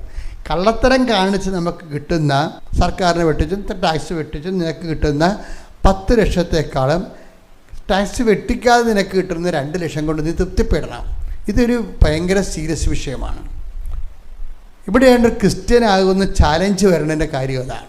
വേറെ ആർക്കും ഈ നിയമങ്ങളൊന്നുമില്ലല്ലോ, ആർക്കും നിയമമില്ല, അവർക്ക് ഇഷ്ടമുള്ള പോലെ ചെയ്യാം. ക്രിസ്ത്യന് പറ്റത്തില്ല. എന്താ കാരണം വെച്ച് കഴിഞ്ഞാൽ അവനൊരു വിഷയം ഉണ്ടാകുന്നത്, ഇപ്പോഴത്തെ ഞാൻ തന്നെ 2004 ഡിസംബർ 7-ാം തീയതി ഇവിടെ ഇതുപോലെ ഈശോ ഉള്ളപ്പോൾ ആണ് അമ്മ ഇവിടെ പ്രത്യക്ഷപ്പെട്ടത്. ഇത് 10 കൊല്ലത്തോളം ഞാനിത് അനങ്ങാതെ നടന്നു. ഇത് എന്ത് ചെയ്യണമെന്ന് അറിയാൻ പാടില്ലാതെ ഈ മാതാവ് പ്രത്യക്ഷപ്പെട്ടെന്നൊക്കെ പറഞ്ഞു കഴിഞ്ഞാൽ, പണ്ട് കേരളത്തിലൊരു ബിഷപ്പിൻ്റെ അടുത്ത്, ഒരു പ്രായമായ ബിഷപ്പിൻ്റെ അടുത്ത് ഇവിടുത്തെ നമ്മുടെ കുറച്ച് സഹോദരങ്ങൾ, തങ്കച്ചായനും സണ്ണിയൊക്കെ ഉൾപ്പെടെ സഹോദരങ്ങൾ ബിഷപ്പിനെ ജവമാല റാലിക്ക് വിളിക്കാൻ ചെന്ന് പ്രായമായ ബിഷപ്പാണ്. അപ്പോൾ ചെന്നപ്പോൾ ഞങ്ങൾ ഈ മാതാവിൻ്റെ പ്രത്യക്ഷീകരണത്തോട് ബന്ധപ്പെട്ടിട്ടാണ് ഇങ്ങനെ ഈ റാലി ആരംഭിച്ചതെന്നൊക്കെ പറഞ്ഞു. അപ്പോൾ പിതാവ് ചോദിച്ച് ആർക്ക് പ്രത്യക്ഷപ്പെട്ടു? അത് ജോസഫച്ചന് പ്രത്യക്ഷപ്പെട്ടു. അപ്പോൾ ഉടനെ ബിഷപ്പ് ചോദിക്കണേ, ഇക്കാലത്ത് അങ്ങനെയൊക്കെ പറഞ്ഞ് ആരെങ്കിലും വിശ്വസിക്കുമെന്ന്. First response അതായിരുന്നേ. ആ പിതാവിന് അങ്ങനെ പറഞ്ഞൊരു കാര്യമില്ല, എനിക്കും അങ്ങനെ തോന്നിയത്. ഞാനിത് ജനങ്ങളോട് പറഞ്ഞാൽ ജനങ്ങളിത് വല്ല എന്തോ തരികിട ആളെ കൂട്ടാൻ വേണ്ടിയുള്ള എന്തോ തരികിട പരിപാടിയായിരിക്കും എന്ന് അതിനെ സഭയെന്നെ വെറുതെ വിടുക. കാര്യം ഇങ്ങനെ ആളെ കൂട്ടിക്കഴിഞ്ഞാൽ ഉള്ള പ്രശ്നം എന്താണ്? സഭയാണ് ഒന്നിൻ്റെ ഉത്തരവാദിത്വം, ഞാനല്ലല്ലോ. ഞാൻ സഭയിലൊരു എളിയ ശുശ്രൂഷകൻ മാത്രമല്ലേ. അപ്പോൾ കാത്തലിക് ചർച്ച് എന്ന് പറഞ്ഞാൽ വേൾഡ് വൈഡായിട്ടുള്ള കൃത്യമായിട്ട് കനലോയും മൊറ തിയോളജിയും ഒക്കെ ആയിട്ട് ബേസ്മെൻ്റ് ഉള്ള, വളരെ ചോദിക്കാനും പറയാനും തിരക്കാനും അന്വേഷിക്കാനും പഠിക്കാനും വിശദീകരിക്കാനും കൃത്യമായിട്ട് ആൾക്കാരെ നയിക്കാൻ വേണ്ടി ഉത്തരവാദിത്തമുള്ള ഒരു സഭയാണിത്. അപ്പോൾ ഇങ്ങനെ ഓരോരുത്തർക്കും അത് പ്രത്യക്ഷപ്പെട്ട് ഇത് പ്രത്യക്ഷപ്പെടുന്നു പറഞ്ഞാൽ അവർ ആളൊക്കെ അനുസരിച്ച് ചെയ്തുകളേ ഉള്ളൂ, സസ്പെൻഡ് ചെയ്തുകളെ, വേറെ പ്രശ്നമൊന്നുമില്ല. അതെനിക്കറിയാവുന്നതുകൊണ്ട് ഞാൻ നൂറ്റട നിന്ന് 10 കൊല്ലം പ്രാർത്ഥിച്ച്, അഖണ്ഡ ജപമാല ചൊല്ലി പ്രാർത്ഥിച്ച്, അഖണ്ഡ ജപമാല. പക്ഷെ എനിക്കറിയത്തില്ല. ഞാൻ അമ്മയോട് പറയും, അമ്മേ ഇത് ഞാൻ ജനങ്ങളോട് പറഞ്ഞ കാര്യം, ഞാൻ മാത്രമേ കണ്ടുള്ളൂ മാതാവിനെ, വേറെ ആരും കണ്ടില്ല. അപ്പോൾ ചോദിക്കുന്നവരൊക്കെ പറയണം, ഞാൻ സ്വകാര്യമായിട്ടൊക്കെ ഇത് നമ്മുടെ അച്ഛനോട് പറയുമ്പോൾ ജോസഫ് അച്ഛാ വേറെ ആരെങ്കിലും കണ്ടാന്ന് ചോദിക്കും. ഞാൻ വേറെ, അതാണ് അവർ ചോദിക്കണേ എന്നൊക്കെ, ജോസഫ് അച്ഛാ വേറെ ആരെങ്കിലും കണ്ടായിരുന്ന എന്നുവെച്ചാൽ ഇത് നിങ്ങൾക്ക് വല്ലതും തോന്നിയത് വല്ലതാണെന്നുള്ളതാണ് പ്രശ്നമേ. അതായത് ചോദിക്കണ അവിശ്വാസം തന്നെയാണത് ശരിക്കും പറഞ്ഞാൽ. പക്ഷെ 10 കൊല്ലം കഴിഞ്ഞ് ഞാൻ വാടിപ്പെട്ടിയിൽ അമ്മയുടെ, അതായത് എനിക്ക് ഡോക്ടറേറ്റ് കിട്ടിയപ്പോൾ നന്ദി പറയാൻ വേണ്ടി മധുരയിൽ നിന്നാണ് കിട്ടിയത്. മധുര യൂണിവേഴ്സിറ്റി നേരെ അമ്മയുടെ ഏറ്റവും അടുത്തുള്ള സ്ഥലം വാടിപ്പെട്ടിയാണ്. അപ്പോൾ അവിടെ ചെന്നപ്പോഴാണ് എനിക്കകത്ത് കയറാൻ പറ്റാവുന്നത്. നീ ഇവിടെ കയറേണ്ട കാര്യമൊന്നുമില്ല, ഇവിടെ പ്രത്യക്ഷപ്പെട്ടതിനേക്കാളും വളരെ വ്യക്തമായിട്ട്, കാര്യം സമയ ഘടികാരമല്ലേ, നിസ്സാര കാര്യമാണോ? അതായത് സിൽവർ ഗ്രേ, ഇതുവരെക്കും പ്രത്യക്ഷപ്പെടാത്തൊരു കളറാണ് സിൽവർ ഗ്രേ. ലോകാവസാനത്തിൻ്റെയും കാലവർഷത്തിൻ്റെയും ഒക്കെ ദുരന്തത്തിൻ്റെ കളറാണ്. എന്നിട്ട് നടുക്ക് മാതാവിൻ്റെ നെഞ്ചത്ത് വിമലഹൃദയമൊന്നുമല്ല, ഈ വിമലഹൃദയമാണ് ഇവിടെ ഇപ്പോൾ പ്രതിഷ്ഠിച്ചിരിക്കുന്നത്. ഇത് എന്നല്ലെങ്കിൽ അത് യഥാർത്ഥത്തിൽ പ്രത്യക്ഷപ്പെട്ട ക്ലോക്ക, സമയഘടികാരമാണ്. അത് 10:08 സൂചി കാണിച്ചതാണ്. സഭ അത് എന്നെങ്കിലും പഠിച്ച് ആ പ്രത്യക്ഷീകരണത്തിൻ്റെ സത്യാവസ്ഥ സഭയ്ക്ക് ബോധ്യപ്പെട്ടാൽ മാത്രമേ നമുക്ക് നിയമപരമായിട്ട് മാതാവിൻ്റെ യഥാർത്ഥ പ്രതിഷ്ഠ വെക്കാൻ പറ്റത്തുള്ളൂ, ഇത് വിഷയക്കാൻ പറ്റത്തുള്ളൂ. പക്ഷേ എന്നിട്ട് ഞാൻ അമ്മ പറഞ്ഞ പോലെ ഞാൻ വാടിപ്പെട്ടി കയറിയില്ല, പതുക്കെ എന്ന് പ്രാർത്ഥിച്ചിട്ട് സങ്കടപ്പെട്ട് പോകുന്നു. അപ്പോൾ നിങ്ങൾ ഓർത്ത് നോക്കണം, അവിടം വരെ ചെന്ന് 30 കിലോമീറ്റർ ഉണ്ട് മധുരയിൽ നിന്ന്. അവിടെ ചെന്നിട്ട് കയറാതെ പോകണമെന്ന് നോക്കിയപ്പോൾ നിങ്ങൾക്ക് അറിയാവില്ല. അപ്പോൾ എത്ര സീരിയസ് വിഷയം ഉണ്ടെന്നല്ല, സീരിയസ് വിഷയം എൻ്റെ മനസ്സിലേക്ക് തോന്നി. അത് സീരിയസ് ആണ് അമ്മ പറഞ്ഞത്, വിഷയം സീരിയസ് ആണെന്ന് പറഞ്ഞ് എൻ്റെ കയ്യിൽ നിന്ന് വന്ന എനിക്ക് അമ്മ പറഞ്ഞത് ബോൾഡായിട്ട് പറയേണ്ടതായിരുന്നെന്നാണ് അമ്മയുടെ ഒരു മനസ്സിരിപ്പ്. എന്ത് വിഷയം ഇത് സത്യസന്ധമായ കാര്യമല്ലേ, അതിൻ്റെ എന്ത് പ്രശ്നങ്ങളുണ്ടെങ്കിൽ നീ അഭിമുഖീകരിക്കണം, നീ മുന്നോട്ട് പോകണമെന്നാണ്. അതാണ് അമ്മയുടെ മനസ്സിരിപ്പ്. പക്ഷെ അതുകൊണ്ടാണ് വാടിപ്പെട്ടി വന്നപ്പോൾ വളരെ കറക്റ്റ് ഡിസിപ്ലിനറി ആക്ഷൻ പോലെ എന്നെ ഗെറ്റ് ഔട്ട് അടിച്ചത്.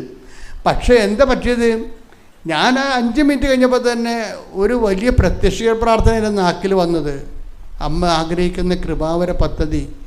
കൃപാസനത്തിലും ഞങ്ങളുടെ കുടുംബത്തിലും നിറവേറാൻ ഇടയാക്കണമേ. കണ്ട എന്ത് കൊച്ചു പ്രാർത്ഥനയാണ് ദശവത്സരത്തിൻ്റെ. ദശവത്സര പ്രാർത്ഥന എന്നാണ് ഈ മധ്യസ്ഥ പ്രാർത്ഥനയ്ക്ക് ആദ്യം പറഞ്ഞുകൊണ്ടിരുന്ന പേര്. എന്താ കാര്യം? 10 വർഷം കഴിഞ്ഞപ്പോഴാണ് അമ്മ ഈ പ്രാർത്ഥന തന്നത്.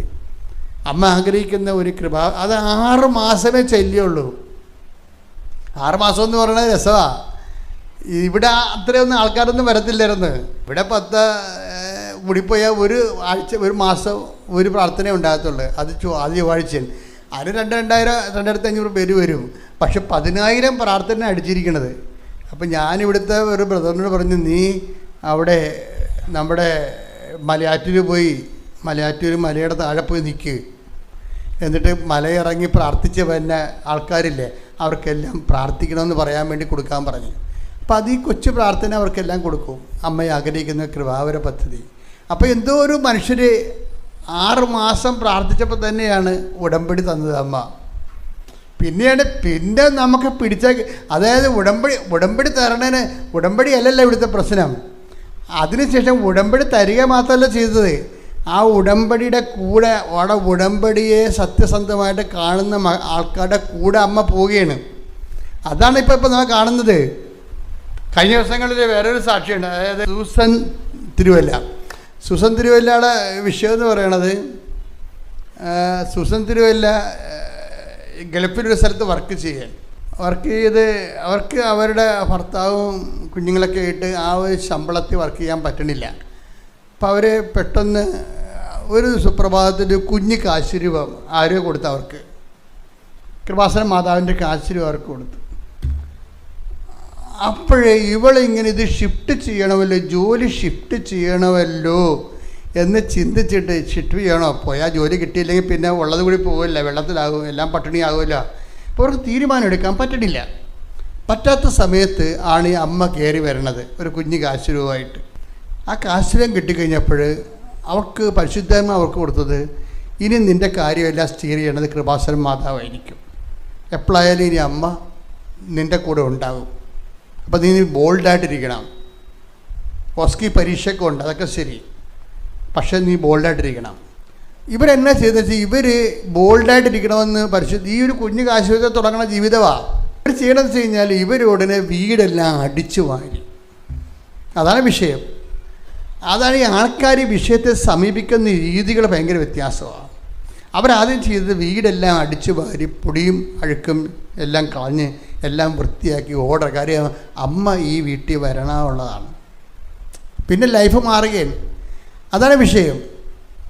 ഇപ്പം അതായത് നമ്മൾ ചില ആൾക്കാർ ഉടമ്പടി എന്ന് പറഞ്ഞാൽ അത് വളരെ സത്യസന്ധമായിട്ട് ഫിസിക്കലായിട്ടാണ് അവരെടുക്കുന്നത്, സ്പിരിച്വലായിട്ടല്ല.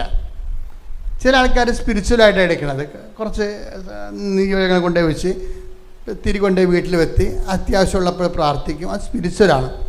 ചില ആൾക്കാർ ഫിസിക്കൽ കവനൻ്റാണ് എടുക്കുന്നത്. ഫിസിക്കൽ കവനൻ്റ് എന്ന് പറഞ്ഞാൽ അവർ ഈ വിഷയത്തെ മുഴുവൻ ടേക്കപ്പ് ചെയ്തിട്ട് ഡയറക്റ്റ് പരിശുദ്ധമ്മ വരുന്നത് പോലെ തന്നെ ലൈഫ് മൊത്തം അവർ വിശുദ്ധീകരിക്കും. എന്നിട്ട് ഇവരിതിന് വേണ്ടി ഇൻവെസ്റ്റ് ചെയ്യും. അങ്ങനെ വന്നപ്പോൾ അവരൊരു ഓൺലൈൻ ഉടമ്പടി എടുത്തു. പിന്നീട് അവർ നാട്ടിൽ വന്ന് ഉടമ്പടി എടുത്തു. അവർ ബോൾഡായിട്ട് റിസൈൻ ചെയ്തു. അവരുടെ ജോലി റിസൈൻ ചെയ്തു. ജോലി റിസൈൻ ചെയ്യുമ്പോൾ എന്താ വെച്ച് കഴിഞ്ഞാൽ നമുക്കറിയാം, ഈ അമ്മ നമ്മുടെ ജീവിതത്തിൽ ഇടപെടാൻ നേരത്ത് നമുക്ക് അമിതമായ ആത്മവിശ്വാസം ഉണ്ടാവും. കാര്യം എന്താ, ഈ വിഷയമെല്ലാം സെറ്റ് ചെയ്യാൻ. ഇപ്പം കാര്യം ഇവിടെ നമ്മൾ OIT എഴുതിയാലും പിന്നെ ചില രാജ്യങ്ങളിൽ പോയിട്ട് ആ രാജ്യത്തിന് പരീക്ഷ എഴുതാനാണ് ഓസ്കി എക്സാം എന്ന് പറഞ്ഞത്. അതിന് ഇപ്പം നമ്മുടെ FMG എക്സാമില്ലേ, യൂറോപ്പിലൊക്കെ പോയി ചൈനയിൽ പോയി MBBS എടുത്തിട്ട് പിന്നെ ഇന്ത്യയിൽ വന്നിട്ട് പിന്നെ എഴുതണ്ടേ. അതിന് 12 പേരെ ജയിപ്പിക്കത്തുള്ളൂ. 100-ൽ 12 പേരെ അവർ ജയിപ്പിക്കത്തുള്ളൂ. ഓസ്കി എക്സാമിന് ഇതുപോലെ കട്ട് ഓഫ് ഉള്ളതാണ്. അപ്പം അതുകൊണ്ട് കിട്ടി പോയാൽ പോയി. പക്ഷെ അമ്മ ഇവളോട് പറയണത് നിനക്ക് കിട്ടും, ഞാൻ വാങ്ങിച്ചു തരുമെന്നാണ് പറയണത്. അത് ഭയങ്കര രസമാണ്. അമ്മയുടെ അധികാരമെന്ന് പറഞ്ഞാൽ നമുക്ക് ചിന്തിക്കാൻ പറ്റാത്ത അധികാരമാണ്. ഒന്നാമത് എന്താ അധികാരം എന്ന് വെച്ച് കഴിഞ്ഞാൽ,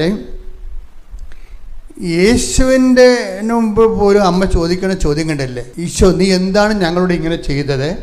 അങ്ങനെ ആർക്ക് ചോദിക്കാൻ പറ്റും? അതാണ് വിഷയം. ഈശോ നീ എന്താ ഞങ്ങളോട് ഇങ്ങനെ ചെയ്തത്? നീയും ഞാനും നിൻ്റെ അപ്പനും കൂടി എന്തുമാത്രം കഷ്ടപ്പെട്ടെന്നറിയോ നിന്നെ നോക്കി. ഇങ്ങനെ മുഖത്ത് നോക്കി കർത്താവിൻ്റെ മുഖത്ത് നോക്കി പരിഭവപ്പെടാനുള്ള അധികാരം ഉണ്ട് അവർക്ക്. ആ അധികാരത്തിലാണ് അവസാനം ഈ യോഹന്നാൻ ഈശോ കുരിശിൽ കിടക്കുമ്പോൾ യോഹന്നാനോട് പറയണത്, ബിഹോൾഡ് യുവർ മദർ. ഇനി വിശ്വാസികളുടെ മുഴുവൻ അമ്മയും ശുശ്രൂഷകളുടെ മുഴുവൻ അമ്മയാണ്. അത് ഐഡൻറ്റിഫൈ ചെയ്ത് കൈയേൽപ്പിക്കുക. അത് ആ ഭാഗം വേണേൽ കട്ട് ചെയ്യാമായിരുന്നു. കാര്യം അത് അപ്രസക്തമായൊരു കാര്യമാണെങ്കിൽ നമുക്കറിയാം ഈശോൻ്റെ ഒരു പീഡാനുഭവവും കുരിശ് മരണവും അതുപോലെ തന്നെ ഈശോ ഇങ്ങനെ ഒരു കുറവിറച്ചിയായിട്ട് ഇങ്ങനെ തൂങ്ങിക്കിടക്കണതും ശ്വാസം കിട്ടാതിരിക്കണതും ഓക്സിജൻ കിട്ടാതിരിക്കണതും പ്രാണവായുവിന് വേണ്ടി പിടയണ സമയത്ത് ഇതൊന്നും അതിനേക്കാൾ പ്രാണവായുവിനേക്കാൾ പ്രാധാന്യമുള്ള ആളാണ് അമ്മയെന്നല്ല എൻ്റെ അർത്ഥം. ശ്രുതിക്കട്ടെ, ഹല്ലേലൂയ. ഹല്ലേലൂയ, ഹല്ലേലൂയ, ഹല്ലേലൂയ. മഹത്വം, മഹത്വം, ആരാധന, ആരാധന. യേശുവേ, ഞങ്ങൾക്ക് അമ്മയെ തന്നതിന് നന്ദി പറയുന്നു. ഹല്ലേലൂയ, മഹത്വം, മഹത്വം.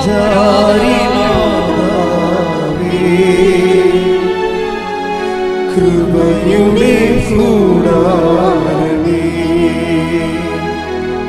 വാഗ്ദാനം പേടകമേ, കൃപാസനത്തിൻ്റെ അമ്മേ, സഞ്ചാരി മാതാവേ, കൃപയുടെ കൂടാരമേ. പരിശുദ്ധ പരമദിവ്യകാരുണ്യത്തിന് ആരാധനയും സ്തുതിയും പുകഴ്ചയും ഉണ്ടായിരിക്കട്ടെ. അപ്പം ഈ സൂസന ഇതിന് കൊടുക്കുന്ന ഒരു വെയിറ്റേജ് ഉണ്ട്, വല്ലാത്ത വെയിറ്റേജാണ്. അതിന് ശേഷം ഇവിടുന്ന് ഗൾഫിൽ നിന്ന് ജോലി രാജിവെച്ചിട്ട് നേരെ ന്യൂസിലൻഡിലോട്ട് പോകും. ന്യൂസിലൻഡ് എക്സാം അവിടെ ചെന്നിട്ട് എഴുതുകയാണ്. അപ്പോൾ ഈ രാജിവെച്ചിട്ട് ഈ കുടുംബം മൊത്തമാണ് പോയിരിക്കണം എന്ന് ഓർക്കണം. ഭർത്താവും ഭാര്യയും 2 കുഞ്ഞുങ്ങളും പോയിരിക്കുകയാണ്. ജോലിയുണ്ടാ? ജോലിയില്ല. ജോലി അമ്മ തരുമെന്നുള്ള ഒറ്റ ഉറപ്പിൽ പോയിരിക്കുകയാണ്. അവിടെ ഉറപ്പെന്ന് പറഞ്ഞു കഴിഞ്ഞാൽ ഇവിടെ ന്യൂസിലൻഡിലൊരു പള്ളിയിൽ പോയി കുർബാന കൂടിച്ച് സൂസൻ പുറത്ത് വന്നിട്ട് 2-3 വെള്ളക്കാരെ കണ്ടിട്ട് കൃപാസനം പത്രം, ഇംഗ്ലീഷ് പത്രം കൊടുക്കും. അപ്പോൾ ഒരു വെള്ളക്കാർ ഇയാൾ അവരോട് ഉടക്കും. അപ്പോൾ ഇങ്ങനെയുള്ള സംഭവം ഞങ്ങൾ എടുക്കാറില്ല, ബി റാഷണൽ എന്നൊക്കെ പറയുമ്പോഴേക്ക് നിങ്ങൾക്ക് അത്. അപ്പോൾ പക്ഷേ എന്നിട്ടും ഇവർ പത്രം മടക്കി വെള്ളക്കാരനൊക്കെ ഒന്ന് എങ്ങനെയും രക്ഷപ്പെടാനല്ലോ നോക്കണത്. വെള്ളക്കാരനെ ബോധ്യപ്പെടുത്തുകയാണ്, അങ്ങനെയല്ല, ഇങ്ങനെയാണ്, നിങ്ങൾ പറയുന്ന പോലെ അല്ല, നിങ്ങൾ ജസ്റ്റ് റീഡ് അറ്റ്ലീസ്റ്റ് 1 പേജ്. അത് നോക്കി എന്ത് ബാർഗൈൻ ചെയ്താണ് ഇവർ ഈ വെള്ളക്കാരന് കൃപാസനം പത്രം കൊടുത്തു കൊടുക്കണത്. അപ്പോഴവർ ഈ വെള്ളക്കാരനോട് തർക്കിച്ചുകൊണ്ടിരിക്കുന്ന സമയത്ത് ഒരു കാർ അതിൽ പാസ് ചെയ്ത് വെച്ചും പെട്ടെന്ന് കാർ അവിടെ നിർത്തി കാറിൽ നിന്ന് വേറെ ലേഡി ഇറങ്ങി വരും. ലേഡി ഇറങ്ങിയെന്ന് വെച്ചും ഈ വെള്ളക്കാരന് പറയും, ഇത് കേരളത്തിലേതാണ്, മാതാവ് പ്രത്യക്ഷപ്പെട്ട സ്ഥലമാണ്, നിങ്ങളുടെ ഈ പത്രം മാത്രം നിങ്ങളുടെ കയ്യിരുന്നാൽ മതി, നിങ്ങൾ രക്ഷപ്പെടുമെന്ന് പറയും. ഉടനെ വെള്ളക്കാരൻ ഇത് മേടിക്കും, കാറ് പാസ് ചെയ്ത് പോവുകയും ചെയ്യും. അമ്മ ഇങ്ങനെ കുറേ പരിപാടി ചെയ്യുന്നുണ്ട്. അതെന്ന് വെച്ച് കഴിഞ്ഞാൽ നമ്മൾ സത്യസന്ധരാണെന്ന് എങ്ങാനും ദൈവത്തിന്, എൻ്റെ മക്കളെ, ഞാൻ നിങ്ങളോട് വളരെ വിനയത്തോടെയും എന്നാൽ ശാസനാപൂർവവും എനിക്ക് പറയാനുള്ള ഒരു അപേക്ഷ എന്ന് പറയുന്നത്, നിങ്ങൾ ഈ വിഷയത്തിൽ കുറച്ച് സത്യസന്ധത കാണിക്കണം. സത്യസന്ധത എന്ന് വെച്ച് കഴിഞ്ഞാൽ ഇപ്പോൾ ഇവരൊക്കെ കാണിക്കുന്നില്ലേ, ഇവർ ഫിസിക്കൽ ഉടമ്പടിക്കാരാണ്. അവരതുമായിട്ട് ഒരു യുദ്ധത്തിന് ഇറങ്ങിയ കൃപാസനം പത്രമായിട്ട് അവർ യുദ്ധത്തിന് ഇറങ്ങിയിരിക്കുകയാണ്. ആരുടെ മേലും സാധനം പറഞ്ഞവർ കൊടുത്തിരിക്കുക, അത് അവർ പ്രേക്ഷിത പ്രവർത്തനമാണ്. അപ്പോൾ ഓസ്കി പരീക്ഷയുടെ ദിവസമായപ്പോൾ ഇത്തിരി പേടിയുണ്ട് ഉള്ളിൽ. അപ്പോൾ കാര്യം എല്ലാം വന്ന് വാടക ഹോട്ടലിൽ താമസിക്കണില്ല, എന്ത് റിസ്ക്കാണ് എടുത്തിരിക്കണത്. അമ്മയോട് ചോദിച്ചു, അമ്മേ, ഞാനും ഭർത്താവ് കുഞ്ഞുങ്ങളും ഉണ്ട് ഇവിടെ, ഓസ്കി പരീക്ഷയ്ക്ക് പോയിട്ട് ഇത് പൊട്ടിയാൽ തിരിച്ച് പോകേണ്ടി വരും കേരളത്തിലേക്ക്, പണ്ടത്തെ ജോലിയുമില്ല, ഇപ്പോഴും ജോലിയില്ല. അപ്പോൾ അമ്മ എൻ്റെ കൂടെ ഉണ്ടോ എന്ന് ചോദിക്കും. അപ്പോൾ അമ്മ പറയും, പുറത്തോട്ട് നോക്കാൻ പറയും. പുറത്തോട്ട് നോക്കുമ്പോൾ മഴവില്ലിങ്ങനെ വിരിഞ്ഞ് നിൽക്കും. അത് എന്തിന് അതായത് ഈ ഫിസിക്കൽ ഉടമ്പടിക്കാർ എപ്പോഴും ശ്രദ്ധിക്കണം. നിങ്ങളുടെ ഉടമ്പടി നിങ്ങളൊന്ന് ഷിഫ്റ്റ് ചെയ്യണം നല്ലതാണെന്ന് എനിക്ക് തോന്നണത്. ഒരു സ്പിരിച്വൽ ഉടമ്പടി എന്ന് കറക്റ്റ് ഫിസിക്കൽ ഉടമ്പടി. കാര്യം ഇത് അമ്മ ഭയങ്കര റെസ്പോണ്ടിങ് ആണ്. നമ്മളൊന്ന് സത്യസന്ധമാണ്, ഇതിനു വേണ്ടി നമ്മൾ ജീവിക്കും, നമ്മൾ ഇതിനു വേണ്ടി ഇൻവെസ്റ്റ് ചെയ്യും, ലൈഫിൻ്റെ അകത്ത് വേണ്ടി നമ്മൾ ഇതിൻ്റെ അകത്ത് നിക്ഷേപിക്കുമെന്ന് ദൈവത്തിന് തോന്നിയാൽ എൻ്റെ മക്കളെ തിരിഞ്ഞു നോക്കേണ്ടി വരും. ഓസ്കർ എക്സാം കഴിഞ്ഞു, അപ്പം തന്നെ ജോലി അവൾ പാസ്സാകുകയും ചെയ്ത് അവൾ അപ്പോയിൻമെൻ്റായി, ക്ലിയറായി. പെട്ടെന്നാണ് സംഭവം. ഉടനടി പരിഹാരം എന്ന് പറഞ്ഞു കഴിഞ്ഞാൽ ഉടനടി പരിഹാരമാണ്. പക്ഷേ എങ്ങനെ? സ്പിരിച്വൽ ഉടമ്പടിക്കാർക്കല്ല, ഫിസിക്കൽ ഉടമ്പടിക്കാർക്കാണ്. അത് കഴിഞ്ഞാലും മറ്റേന്ന് പറഞ്ഞാൽ നോക്കട്ടെ, ഒരു അടയാളം കാണട്ടെ, എന്നിട്ട് ഞാൻ ഇറങ്ങി പ്രവർത്തിക്കുക എന്നൊക്കെ പറഞ്ഞാൽ വാദപ്പനി ഉടമ്പടിക്കാരുണ്ടല്ലോ, അത് അവർക്ക് ഇത്തിരി സ്ലോ ആയിരിക്കും. പക്ഷെ നടക്കും കാര്യങ്ങൾ. പക്ഷേ ഇങ്ങനെ സ്ലോ ആകേണ്ട കാര്യമില്ല ഉടമ്പടി. അമ്മ അങ്ങനെയല്ലല്ലോ എന്നോട് പറഞ്ഞത്. ഉടനടി പരിഹാരം എന്നാണ് പറഞ്ഞത്. നിനക്ക് സത്യസന്ധമായിട്ടും നാളെ കാലങ്ങളിൽ നിനക്കിത് ഗുണം ചെയ്യുമെങ്കിൽ അമ്മ ഈ അനുഗ്രഹം തരാൻ വെച്ച് താമസിപ്പിക്കത്തില്ല. പക്ഷേ ഈ സംഭവം നടക്കുന്നില്ല എന്നുണ്ടെങ്കിൽ നീ അതിൻ്റെ പുറകെ നടന്ന് നിങ്ങളപ്പോഴും നീയുടെ ഇൻറ്റൻഷൻ എന്താണെന്ന് നോക്കണം. അതിൻ്റെ പിന്നിലുള്ള എങ്ങനെയാണ് ഈ ചിന്ത വന്നത്, ആദ്യം ചിന്ത എങ്ങനെ വന്നതെന്ന് നോക്കണം. ചിന്ത വന്ന് ചിലപ്പോൾ പെശക് ചിന്തയ്ക്ക് വന്നിരിക്കണം. കാര്യം ചിലപ്പോൾ കൂട്ടുകാർ രക്ഷപ്പെട്ടു പോയത് കൊണ്ടാണ്, അല്ലെങ്കിൽ മറ്റുള്ള നിനക്ക് കൂടുതൽ മെച്ചമായൊരു ജീവിതം വേണ്ടത് കൊണ്ടാണ്, അങ്ങനെ എന്തെങ്കിലും സമ്മർദ്ദം കൊണ്ട് എടുത്തെന്നുണ്ടെങ്കിൽ പിന്നെ നമ്മുടെ മുമ്പിലുള്ള മാർഗമെന്ന് പറഞ്ഞത് ഇതുപോലെ ഫിസിക്കൽ ഉടമ്പടിയേ പറ്റത്തുള്ളൂ. കാര്യം ദൈവത്തിന് ഫിസിക്കൽ ഉടമ്പടി ഗുണമെന്ന് പറയുന്നത്, സ്പിരിച്വൽ ഉടമ്പടിയും ഫിസിക്കൽ ഉടമ്പടിയും തമ്മിലുള്ള വ്യത്യാസം എന്ന് പറയുന്നത്, സ്പിരിച്വൽ ഉടമ്പടി ബോധ്യങ്ങൾ കുറവായിരിക്കും ദൈവത്തിന്. മാളവിക എന്ന് പറയുന്നത്, മാളവിക പറയുന്നത് ഞാൻ ടോട്ടലായിട്ട് ലൈഫിനെ സമീപിക്കുന്ന രീതി മാറ്റിയെന്നാണ് പറയണത്. എന്താ കാര്യം? ഞാൻ അങ്ങോട്ട് ചെന്ന ആൾക്ക്, ഒരു പരിചയമില്ലാത്ത ആൾക്കാർ, എനിക്ക് പരിചയമില്ലാത്ത ആൾക്കാരുടെ മുഖത്ത് പോലും നോക്കാത്ത ഞാനാണ്. ഞാനിപ്പോൾ അങ്ങോട്ട് ചെന്ന് ചോദിക്കും, ചേട്ടാ എന്താ പ്രശ്നം, വല്ല പ്രശ്നമുണ്ടോ? എന്നിട്ട് പറയുന്നത്, ഞാനും ഭർത്താവും കൂടി എല്ലാ ദിവസവും എല്ലാ ആഴ്ചയിലും ഒരു തളർന്ന് കിടക്കുന്ന ചേട്ടൻ്റെ വീട്ടിൽ പോകും. ഭർത്താവ് എന്ന് പറയുന്നത് പ്രശാന്തിൻ്റെ പ്രശ്നം എന്താണെന്നറിയോ? പ്രശാന്ത് ഇങ്ങനെ പലയിടത്തും പോയി ഫയർഫോഴ്സ്, പത്തനംതിട്ട ഫയർഫോഴ്സിലൊക്കെ പോയി അപേക്ഷ കൊടുത്തിട്ടുണ്ട്. പക്ഷേ ഫയർഫോഴ്സിൽ 4 പേരെ മതി. പ്രശാന്തിൻ്റെ റാങ്ക് 19. അപ്പോൾ ഈ ജന്മത്തിൽ സംഭവം എടുക്കത്തില്ല. അതിപ്പോൾ 6 കൊല്ലമായി ആ റാങ്ക് ലിസ്റ്റ്, 4 കൊല്ലമായി റാങ്ക് ലിസ്റ്റ് പ്രസിദ്ധീകരിച്ചിട്ട്. ഇപ്പോൾ റാങ്ക് ലിസ്റ്റ് എന്ന് പറയുമ്പോൾ കുറച്ച് കഴിയുമ്പോൾ ഈ റാങ്കിൽ അപേക്ഷാർത്ഥികളുടെ വയസ്സ് കൂടുന്നതും കൊണ്ട് ഔട്ട്പുട്ട് കുറയുമല്ല. അതുകൊണ്ട് റാങ്ക് ലിസ്റ്റ് അവർ ക്യാൻസലാക്കും. അങ്ങനെയാണ് ഈ റാങ്ക് ലിസ്റ്റ് ക്യാൻസലായി പോണത്. അപേക്ഷാർത്ഥികളുടെ വയസ്സ് ഇരുന്ന് കൂടുമല്ല. റാങ്ക് ലിസ്റ്റ് അപ്പോയിൻമെൻറ്റ് നടക്കാത്തപ്പോൾ അപേക്ഷാർത്ഥികളുടെ വയസ്സ് കൂടും. അപ്പോൾ അവർ ടീച്ചർമാരാണെങ്കിൽ അവർക്ക് പ്രശ്നമില്ല. അവരിങ്ങനെ ട്യൂഷൻ പഠിപ്പിച്ചൊക്കെ അവരെപ്പോഴും ബ്രെയിൻ എപ്പോഴും ക്ലിയർ ആക്കി നിർത്തും. പക്ഷേ ഫയർഫോഴ്സിൽ ഓടണ്ടേ, ചാരണ്ടേ, വെള്ളം തീ പിടിക്കണ യുദ്ധകാല അടിസ്ഥാനത്തിൽ ജോലിയാണ്. അപ്പോൾ വല്ലതും വയസ്സ് കൂടിക്കഴിഞ്ഞാൽ ചെറുപ്പക്കാരെ മാത്രമേ അവരെടുക്കത്തുള്ളൂ. ഫയർഫോഴ്സിൻ്റെ റാങ്ക് ലിസ്റ്റ് ക്യാൻസലാകാൻ പോണ്. അപ്പോൾ ആണ് ഇവർ പറയണത്,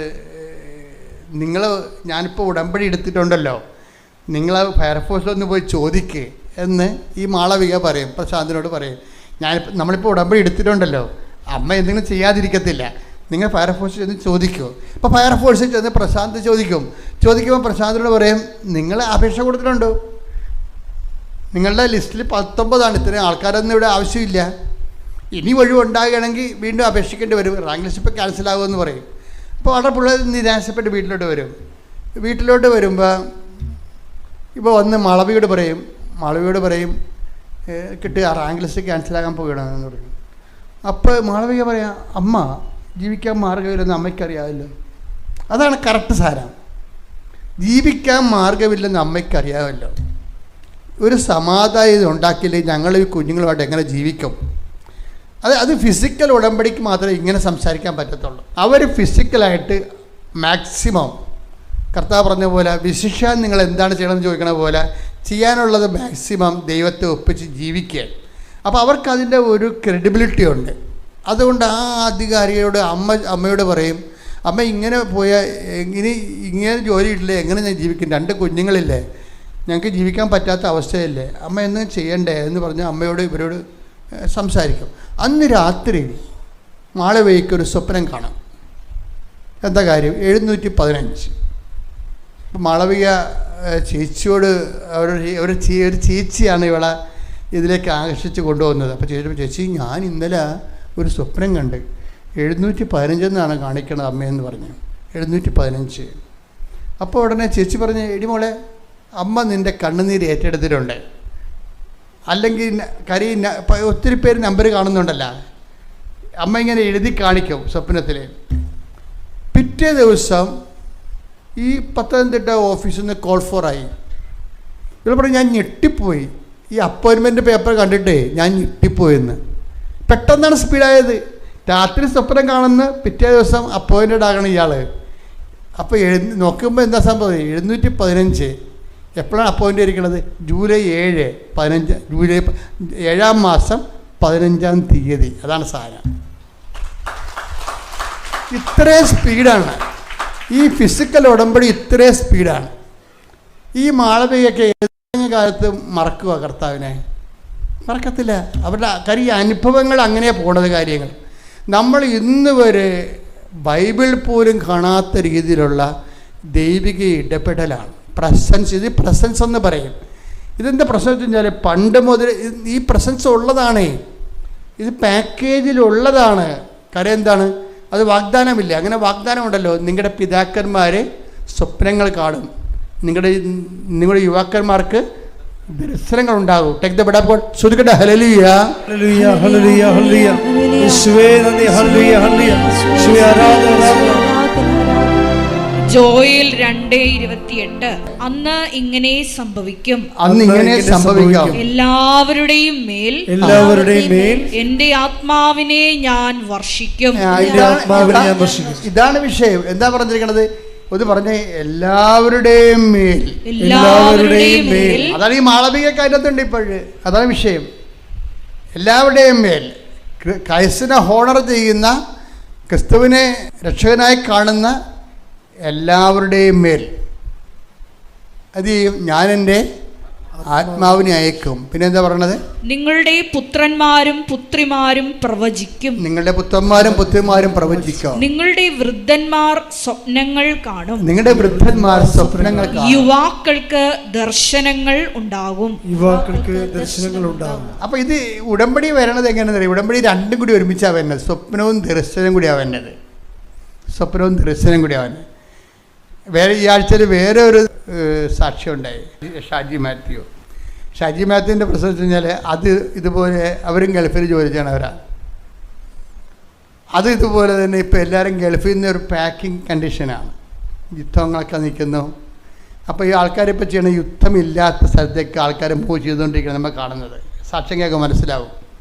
അവർ നമ്മളോട് പറഞ്ഞില്ലെങ്കിലും അവരെ പ്രിഫർ ചെയ്യുന്നുണ്ട്. ഓസ്ട്രേലിയയോ ന്യൂസിലൻഡോ പോലെയുള്ള പൂർവ്വ ദിക്കിലുള്ള സമാധാന രാജ്യങ്ങളിലേക്ക് ആൾക്കാർ മൂവ് ചെയ്യുന്നുണ്ട്. പ്രത്യേകിച്ച് ഗൾഫിൽ നിന്നാണ് ഈ മൂവ്മെൻറ്റ് വരണത്, കൂടുതൽ മൂവ്മെൻറ്റ് വരണത്. അപ്പോൾ ഇതുപോലെ ഇവരുടെ ഈ ഷാജി മാത്തിൻ്റെ വിഷയം എന്ന് പറയുന്നത് ഇതുപോലെ തന്നെ അവർ അവിടെ സ്ഥിരതാമസം പറ്റത്തില്ലല്ലോ ഗൾഫിൽ. ആരും വിസയൊന്നും കൊടുക്കത്തില്ല, PR ഒന്നും ഇല്ല. അപ്പോൾ അവർക്ക് ജീവിക്കാൻ പറ്റത്തില്ല. അപ്പോൾ പിന്നെ അവർ വൈഫൊക്കെ അവിടെ ജീവിക്കുന്നുണ്ട് വാടകയ്ക്കെങ്കിലും. ശമ്പളം ചിലപ്പോൾ രണ്ടുപേർക്കും കുറച്ച് ശമ്പളത്തിലായിരിക്കും അവർ അഡ്ജസ്റ്റ് ചെയ്ത് പോണതാണ്. ഭയങ്കര അവരൊരു ജീവിക്കാൻ വേണ്ടി ജീവിതത്തോടൊരു മൽപ്പിടുത്തമാണ്. നിങ്ങൾ ഈ NRI കാണുമ്പോൾ നിങ്ങൾ ഓർക്കരുത് അവരെല്ലാം സേഫാണ്. അവർ നമ്മുടെ ഇരട്ടി ജോലി ചെയ്തിട്ട് ചക്രശ്വാസത്തിലാണ് അവരവിടെ ജീവിക്കണം അവിടെ പലരും. അപ്പം അതുകൊണ്ട് അത് തന്നെ അത്രയും ടാക്സ്, നമുക്ക് ടാക്സ് കുറവല്ലേ ഇവിടെ, അവിടെ നല്ല ടാക്സും ഉണ്ട്. അപ്പം ഗൾഫിലെ ഒരു ചെറിയൊരു അവർ ഇത്രയും ആൾക്കാരുള്ള കാരണം ഒരാൾക്കാരെ കുഴപ്പമില്ല. അപ്പം അവർ ഉടനെ വൈഫ് പറയും, എനിക്ക് ഇത്രയും വിദ്യാഭ്യാസം ഉണ്ടല്ലോ, നമുക്കിതൊന്ന് ചേഞ്ച് ചെയ്താൽ എന്താണെന്ന് ചോദിക്കും. ചേഞ്ച് ചെയ്താൽ അവർ രാജ്യം ചേഞ്ച് ചെയ്യണില്ല, അവരവിടെ തന്നെ കുറച്ചുകൂടി ശമ്പളം കൂടുതൽ കിട്ടുന്ന ജോലിയിലേക്ക് വൈഫ് മാറുകയാണ്. അപ്പോൾ വൈഫ് അവിടെ റിസൈൻ ചെയ്തിട്ട് വേറെ ഒരു ഇൻ്റർവ്യൂവിന് പോയി പങ്കെടുത്തപ്പോൾ അവിടെ നല്ല സ്കോർ കിട്ടി, ശമ്പളവും നല്ല ഹൈപ്പ് കിട്ടി. അപ്പോൾ ഉടനെ ഇവിടുത്തെ ജോലി അവർ രാജിവെച്ച് ആദ്യം ചെയ്തുകൊണ്ടിരുന്നതാണ്. പക്ഷെ ഒരു ഇൻഡാസ് വന്ന്, എന്താ ഇൻഡാസ് എന്ന് പറയണത് നിങ്ങൾക്കറിയാവില്ലേ? നമ്മളുണ്ടാക്കുന്ന എല്ലാ ഇൻഡാസിൻ്റെ കൂടെ അമ്മ വരും. അതാണ് വിഷയം. നമുക്ക് അവർ ആക്രാന്തം കൊണ്ട് ചെയ്തതല്ലല്ലോ, ജീവിക്കാൻ പറ്റാതെ ചെയ്തതല്ലേ. അവർക്ക് ജീവിക്കാൻ പറ്റണില്ല ആ ശമ്പളം, ഭർത്താവിൻ്റെ ശമ്പളം കൊണ്ടോട് ജീവിക്കാൻ പറ്റാത്തപ്പോഴാണ് അവർ വേറെ ഇൻ്റർവ്യൂവിന് പോയി അവരൊരു ജോലി കിട്ടി, കുറച്ച് ശമ്പളം ഹൈപ്പ് കിട്ടിയപ്പോൾ അവർക്കൊരു ആശ്വാസമായി. അപ്പോൾ ആശ്വാസമായി കഴിഞ്ഞപ്പോൾ ഇത് റിസൈൻ ചെയ്തപ്പോൾ ഒരു ഇൻഡാസ് വന്ന് പറഞ്ഞു കഴിഞ്ഞാൽ അതാണ് വിഷയം. വെച്ചാൽ അവർക്ക് വന്നത് ഇവർ ജോലി ചെയ്തുകൊണ്ടിരുന്ന കമ്പനി ഇവിടെ നോട്ടീസ് പീരീഡ് കവർ ചെയ്തില്ലെന്ന് പറഞ്ഞ് ഇവർക്കെതിരെ കേസ് കൊടുത്ത് 3 മാസമാണ് നോട്ടീസ് പീരീഡ്. നമുക്കൊരു കമ്പനിയിൽ നിന്ന് മാറണമെന്നുണ്ടെങ്കിൽ 3 മാസം മുമ്പ് നമ്മൾ നോട്ടീസ് ചെയ്യണം അവിടെ. അപ്പം നമുക്ക് അവിടെ ഇവരുടെ അസാന്നിധ്യത്തിൽ അവർ വേറെ ആൾക്കാരെ എടുക്കും. അപ്പോൾ അത് കമ്പനിയുടെ അവകാശമാണ്. അപ്പോൾ കമ്പനി കറക്റ്റായിട്ട് കേസ് ഫോളോ ചെയ്തിട്ട് ട്രാവലിംഗ് ബാൻ വന്നു. ട്രാവലിംഗ് ബാൻ എന്ന് വെച്ചാൽ എന്താണ് പ്രശ്നം? ഇവർ നോട്ടീസ് പീരീഡ് 90 ദിവസം ഉണ്ടായിട്ടും 10 ദിവസത്തിനുള്ളിൽ ഇവർ അവിടുന്ന് റിലീവ് ചെയ്തിരിക്കുക. അപ്പോൾ നോട്ടീസ് പീരീഡ് അനൗൺസ് ചെയ്തിട്ടില്ല, ഇവർ നോട്ടീസ് കൊടുത്തിട്ടില്ല. ഞാൻ ഈ കമ്പനിയിൽ നിന്ന് മാറുകയാണെന്ന് കമ്പനിയോട് പറഞ്ഞിട്ടില്ല. ആ പറഞ്ഞ കമ്പനിക്ക് സ്വാഭാവികമായിട്ട് HR കേസ് കൊടുക്കാനുള്ള വകുപ്പുണ്ട്, അല്ലെങ്കിൽ അയാളുടെ ജോലി പോകും. അയാൾ കേസ് കൊടുത്ത് കോടതി നിന്ന് ഇവർക്ക് പേപ്പർ വന്ന് പേപ്പർ വെച്ചാൽ നിങ്ങൾക്ക് ട്രാവൽ ബാനാണെന്ന് പറഞ്ഞ്. എന്താണ്? നിങ്ങൾ കള്ളത്തരം കാണിച്ചു, കമ്പനിയെ വഞ്ചിച്ചു, കമ്പനിക്ക് നിങ്ങൾ കാരണം നഷ്ടങ്ങളുണ്ടായി. അത് കാരണം 2 ലക്ഷം എന്തോ ദർഹമോ എന്തോ അത്രയും 2 ലക്ഷം രൂപയോ ദർഹം എന്നാണ് അവർ പറയണത്. അപ്പോൾ അവർ പറയണത് 8833 ദർഹം എന്നാണ് പറയണത്. അത്രയത്തിനാണ് പെനാൽറ്റി വന്നിരിക്കുന്നത്. അപ്പോൾ എന്ത് പറ്റി? വൈഫ് ജോലി രാജിവെക്കുകയും ചെയ്ത് പുതിയ ജോലി പ്രവേശിക്കണമെങ്കിൽ റിലീവിങ് ഓർഡർ വേണം. ഈ കമ്പനിയിൽ നിന്ന് ഇവർ നോട്ടീസ് പീരീഡ് കഴിഞ്ഞ് ഞങ്ങൾക്ക് റിലീവ്ഡ് ചെയ്യുമെന്ന് പറഞ്ഞ് പേപ്പർ മേടിച്ചാൽ മാത്രമേ അവിടുത്തെ നിയമം അനുസരിച്ച് പുതിയ കമ്പനി വൈഫിനെ എടുക്കാൻ പറ്റത്തുള്ളൂ. ആ വൈഫിനെ അവിടെ എടുക്കാൻ പറ്റത്തില്ല.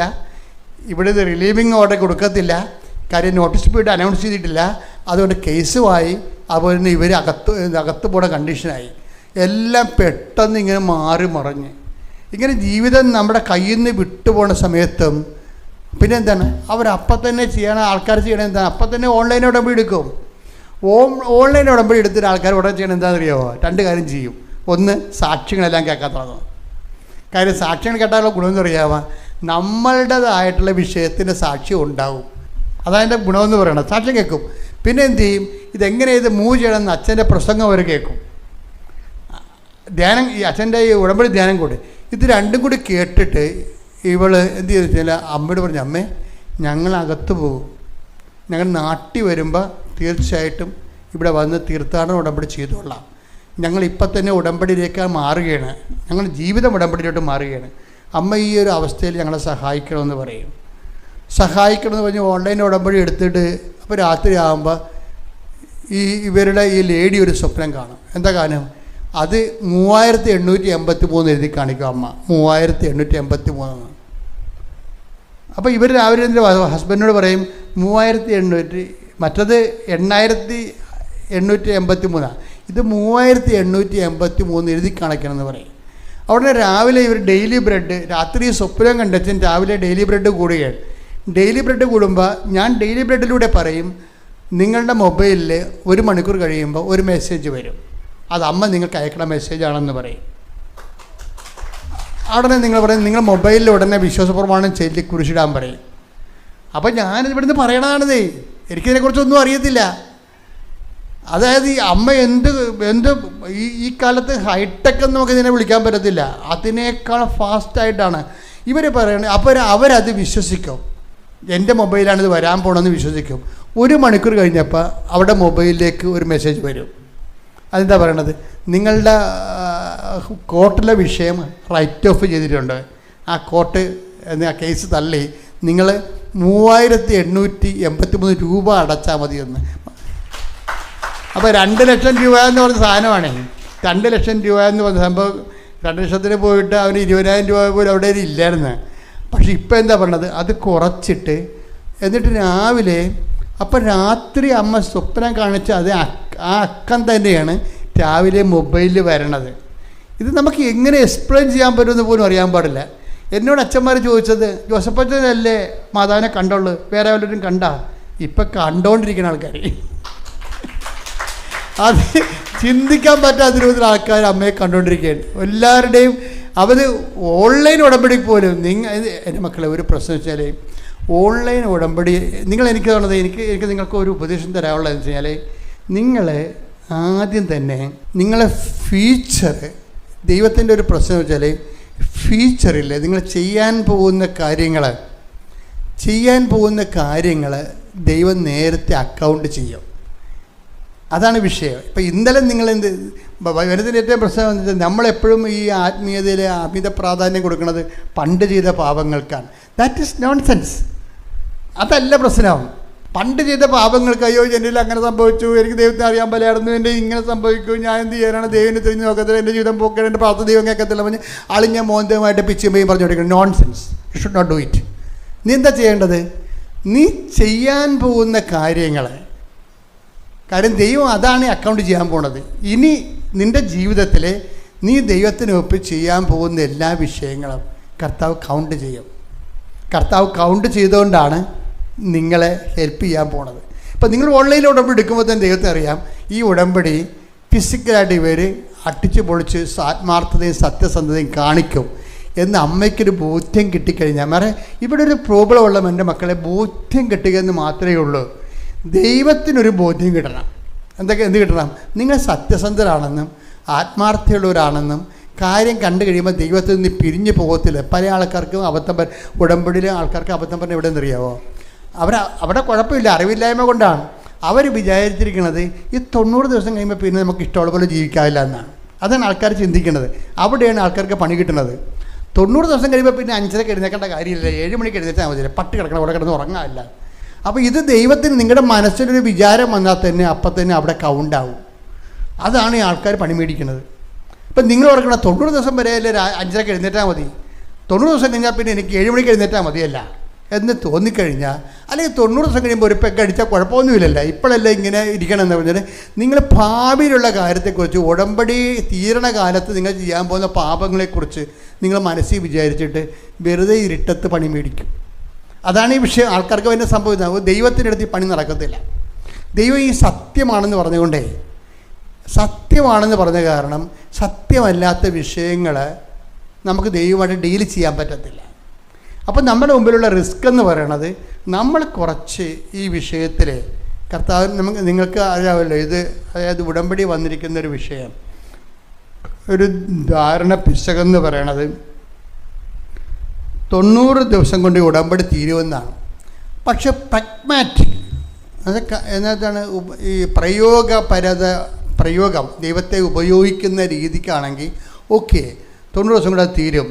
ദൈവത്തിൻ്റെ കൂടെ ജീവിക്കുകയാണെങ്കിൽ 90 ദിവസത്തിൽ തീരത്തില്ല. ദൈവം നോക്കണത് ശാശ്വതമായ ബന്ധമുണ്ടോ എന്നാണ് നോക്കണത്. 90 ദിവസത്തേക്ക് ഒരു ഇടക്കാല ബന്ധവും ദൈവമായിട്ട് ജീവിക്കാൻ വേണ്ടി ഒരു തീരുമാനം എടുക്കണം തമ്മിൽ വ്യത്യാസമുണ്ട്. അതുകൊണ്ട് എപ്പോഴും നമുക്ക് നമ്മുടെ ഓപ്ഷൻ എന്ന് പറഞ്ഞാൽ എന്താണെന്ന് വെച്ച് കഴിഞ്ഞാൽ, നിങ്ങൾ ലോങ് ടേം സ്കീമാണ് പ്രിഫർ ചെയ്യേണ്ടത്. നിങ്ങൾ ഉടമ്പടി കർത്താവേ എനിക്ക് 90 ദിവസമല്ലേ, എനിക്ക് നിൻ്റെ കൂടെ ജീവിക്കണമെന്ന് ആഗ്രഹമുണ്ട്, വ്യക്തിപരമായിട്ട് നിനക്ക് വേണ്ടി ജീവിക്കണം ആഗ്രഹമുണ്ട്, എന്നെ സഹായിക്കണം, ഞാൻ കുറച്ച് ഇങ്ങനെ കൈപ്പിഴയൊക്കെ വന്ന് ഇത് അശ്രദ്ധയൊക്കെ ഉള്ള ആളാണ്, എന്നെ സഹായിക്കണം എന്ന് പറഞ്ഞ് സത്യസന്ധമായിട്ട് ദൈവമായിട്ടൊരു ഒത്തുതീർപ്പാണെങ്കിൽ ദൈവം നിന്നെ സഹായിക്കും. ദൈവം നിന്നെ സഹായിക്കുമെന്ന് പറഞ്ഞാൽ ഞാൻ എപ്പോഴും ആൾക്കാരുടെ മുമ്പിൽ അവതരിപ്പിക്കുന്ന ആൾ പഴയ നിയമത്തിൽ ഡേവിഡിനെ ശരിക്കും പറഞ്ഞാൽ അവതരിപ്പിക്കാൻ പറ്റാത്തൊരാളാണ്, നിങ്ങൾക്കറിയാം. എന്നാലും ദാവീദിൻ്റെ ചില കൈയിരിപ്പ് കാരണം ദൈവം പറഞ്ഞ്, ദാവീദ് കയ്യിൽ നിന്നൊക്കെ കുറച്ച് അബദ്ധം പുള്ളിക്ക് വരുമെങ്കിലും പുള്ളി ദൈവത്തിൻ്റെ കാര്യത്തിൽ ദൈവത്തിൻ്റെ മുമ്പിൽ നിന്ന് പോകരുതെന്ന് ആഗ്രഹിക്കുന്ന ഒരാളാണ്. അത് കയ്യബദ്ധം വരെ പുള്ളി അത് തുറന്ന് പറയുന്നുണ്ട്. കർത്താവ്, ഞാൻ നിന്നോട് തുറന്ന് പറഞ്ഞില്ലെന്നേ ഉള്ളൂ, എൻ്റെ മനസ്സിരിപ്പ് നിൻ്റെ മുമ്പിൽ നിന്ന് പോരും തന്നെയാണ്. അതാണ് പറയണത്, തവ തിരുസന്നിധിയിൽ നിന്ന് എന്നെ തള്ളിക്കളയരുത്. ശ്രുതികട ഹല്ലേലൂയ ഹല്ലേലൂയ ഹല്ലേലൂയ ഹല്ലേലൂയ യേശുവേ ഹല്ലേലൂയ ഹല്ലേലൂയ. തവ തിരുസന്നിധി തന്നിൽ നിന്നും തള്ളിക്കളയരുതേ നീ പരിപാവനേ,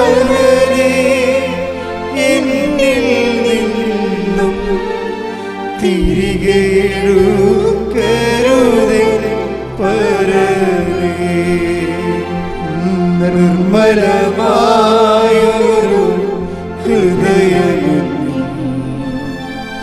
നിർമ്മിച്ചരുളുക നാഥാ, നീരായൊരു മാനസവും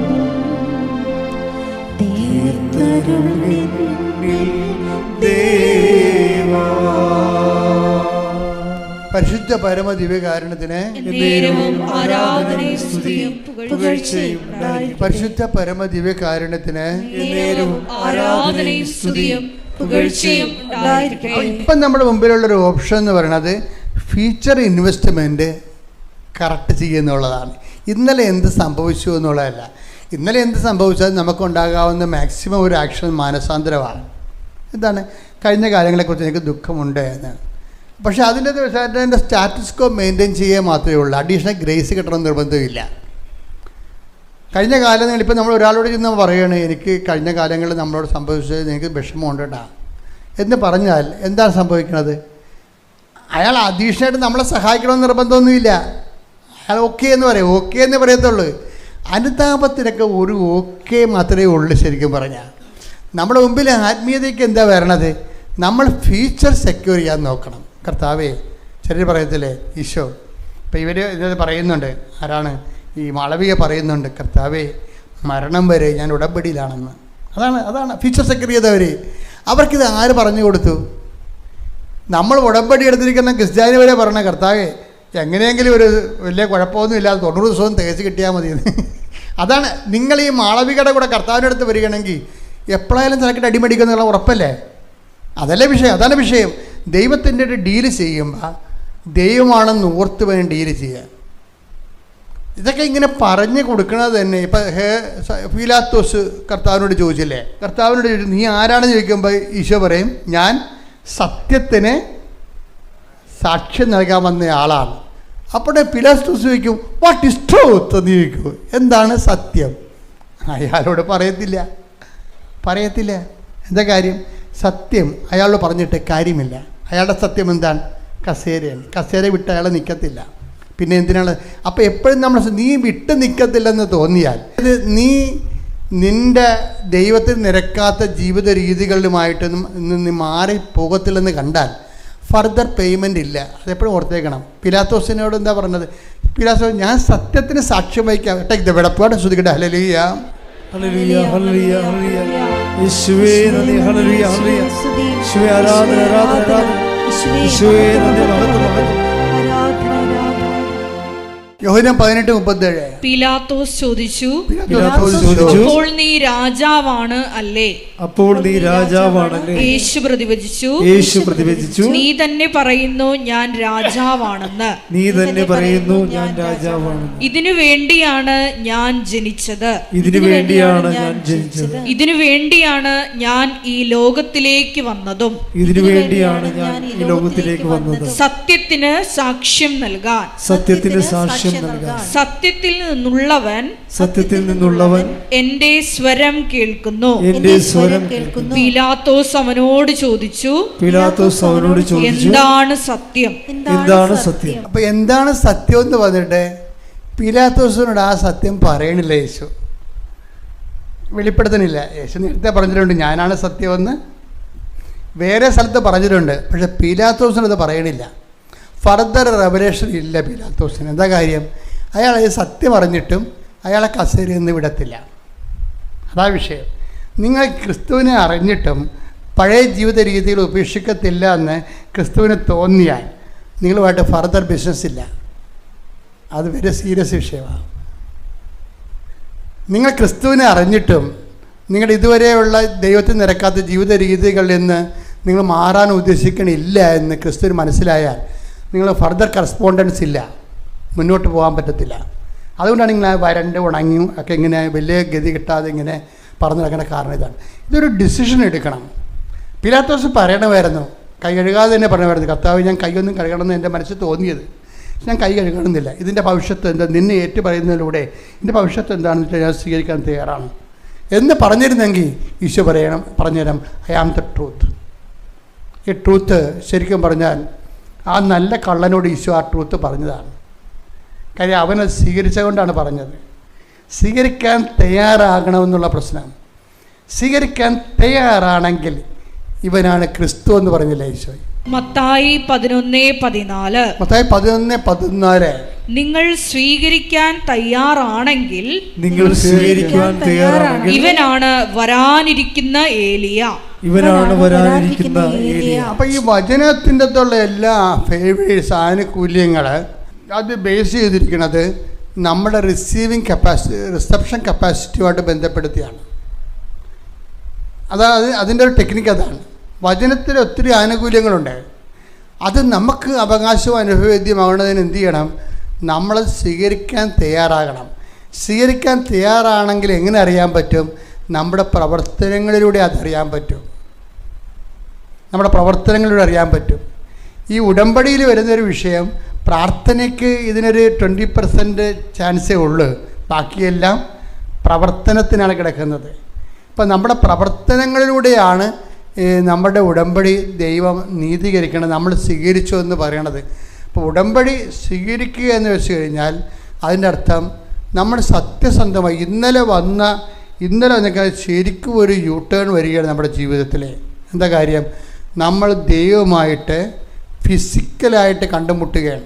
ഇപ്പം സാക്ഷ്യങ്ങളെല്ലാം കിടക്കണം അങ്ങനെയല്ലേ? എല്ലാ സാക്ഷ്യങ്ങളും ഒരു ആഴ്ച ഒരു 5 പേരെങ്കിലും നേരിട്ട് കിട്ടിയ ദൈവാനുഭവങ്ങളും സ്വപ്നങ്ങളും ദർശനങ്ങളും വെളിപാടുകളും അരുളപ്പാടുകളും അതുപോലെ അറിവുകളും എല്ലാം ഇങ്ങനെ ആൾക്കാർ പറയും. അപ്പോൾ വെച്ചാൽ അനന്തമായ ഒരു സാധ്യതയുമായിട്ടാണ് ഉടമ്പടി നമ്മുടെ മുമ്പിൽ ദൈവം ഈ കാലങ്ങളിൽ നിങ്ങളതിൻ്റെ ഭാഗമാക്കിയിരിക്കുകയാണ്. പ്രാർത്ഥിക്കുക, കർത്താവായ ദൈവമേ, ഉടമ്പടി ജീവിതം കേവലം എൻ്റെ ആവശ്യങ്ങൾക്ക് വേണ്ടി ഒരു ആധ്യാത്മിക ആചരണം നടത്തുന്നതിനേക്കാൾ ഉപരിയായി സത്യസന്ധമായി സുവിശേഷത്തിന് സാക്ഷ്യം വഹിക്കുന്ന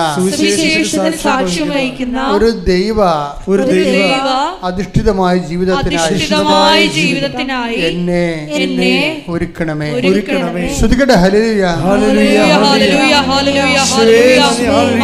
മഹത്വം ദൈവപിതാവേ, നന്ദി ദൈവപിതാവേ, മഹത്വം ദൈവപിതാവേ, ആരാധന.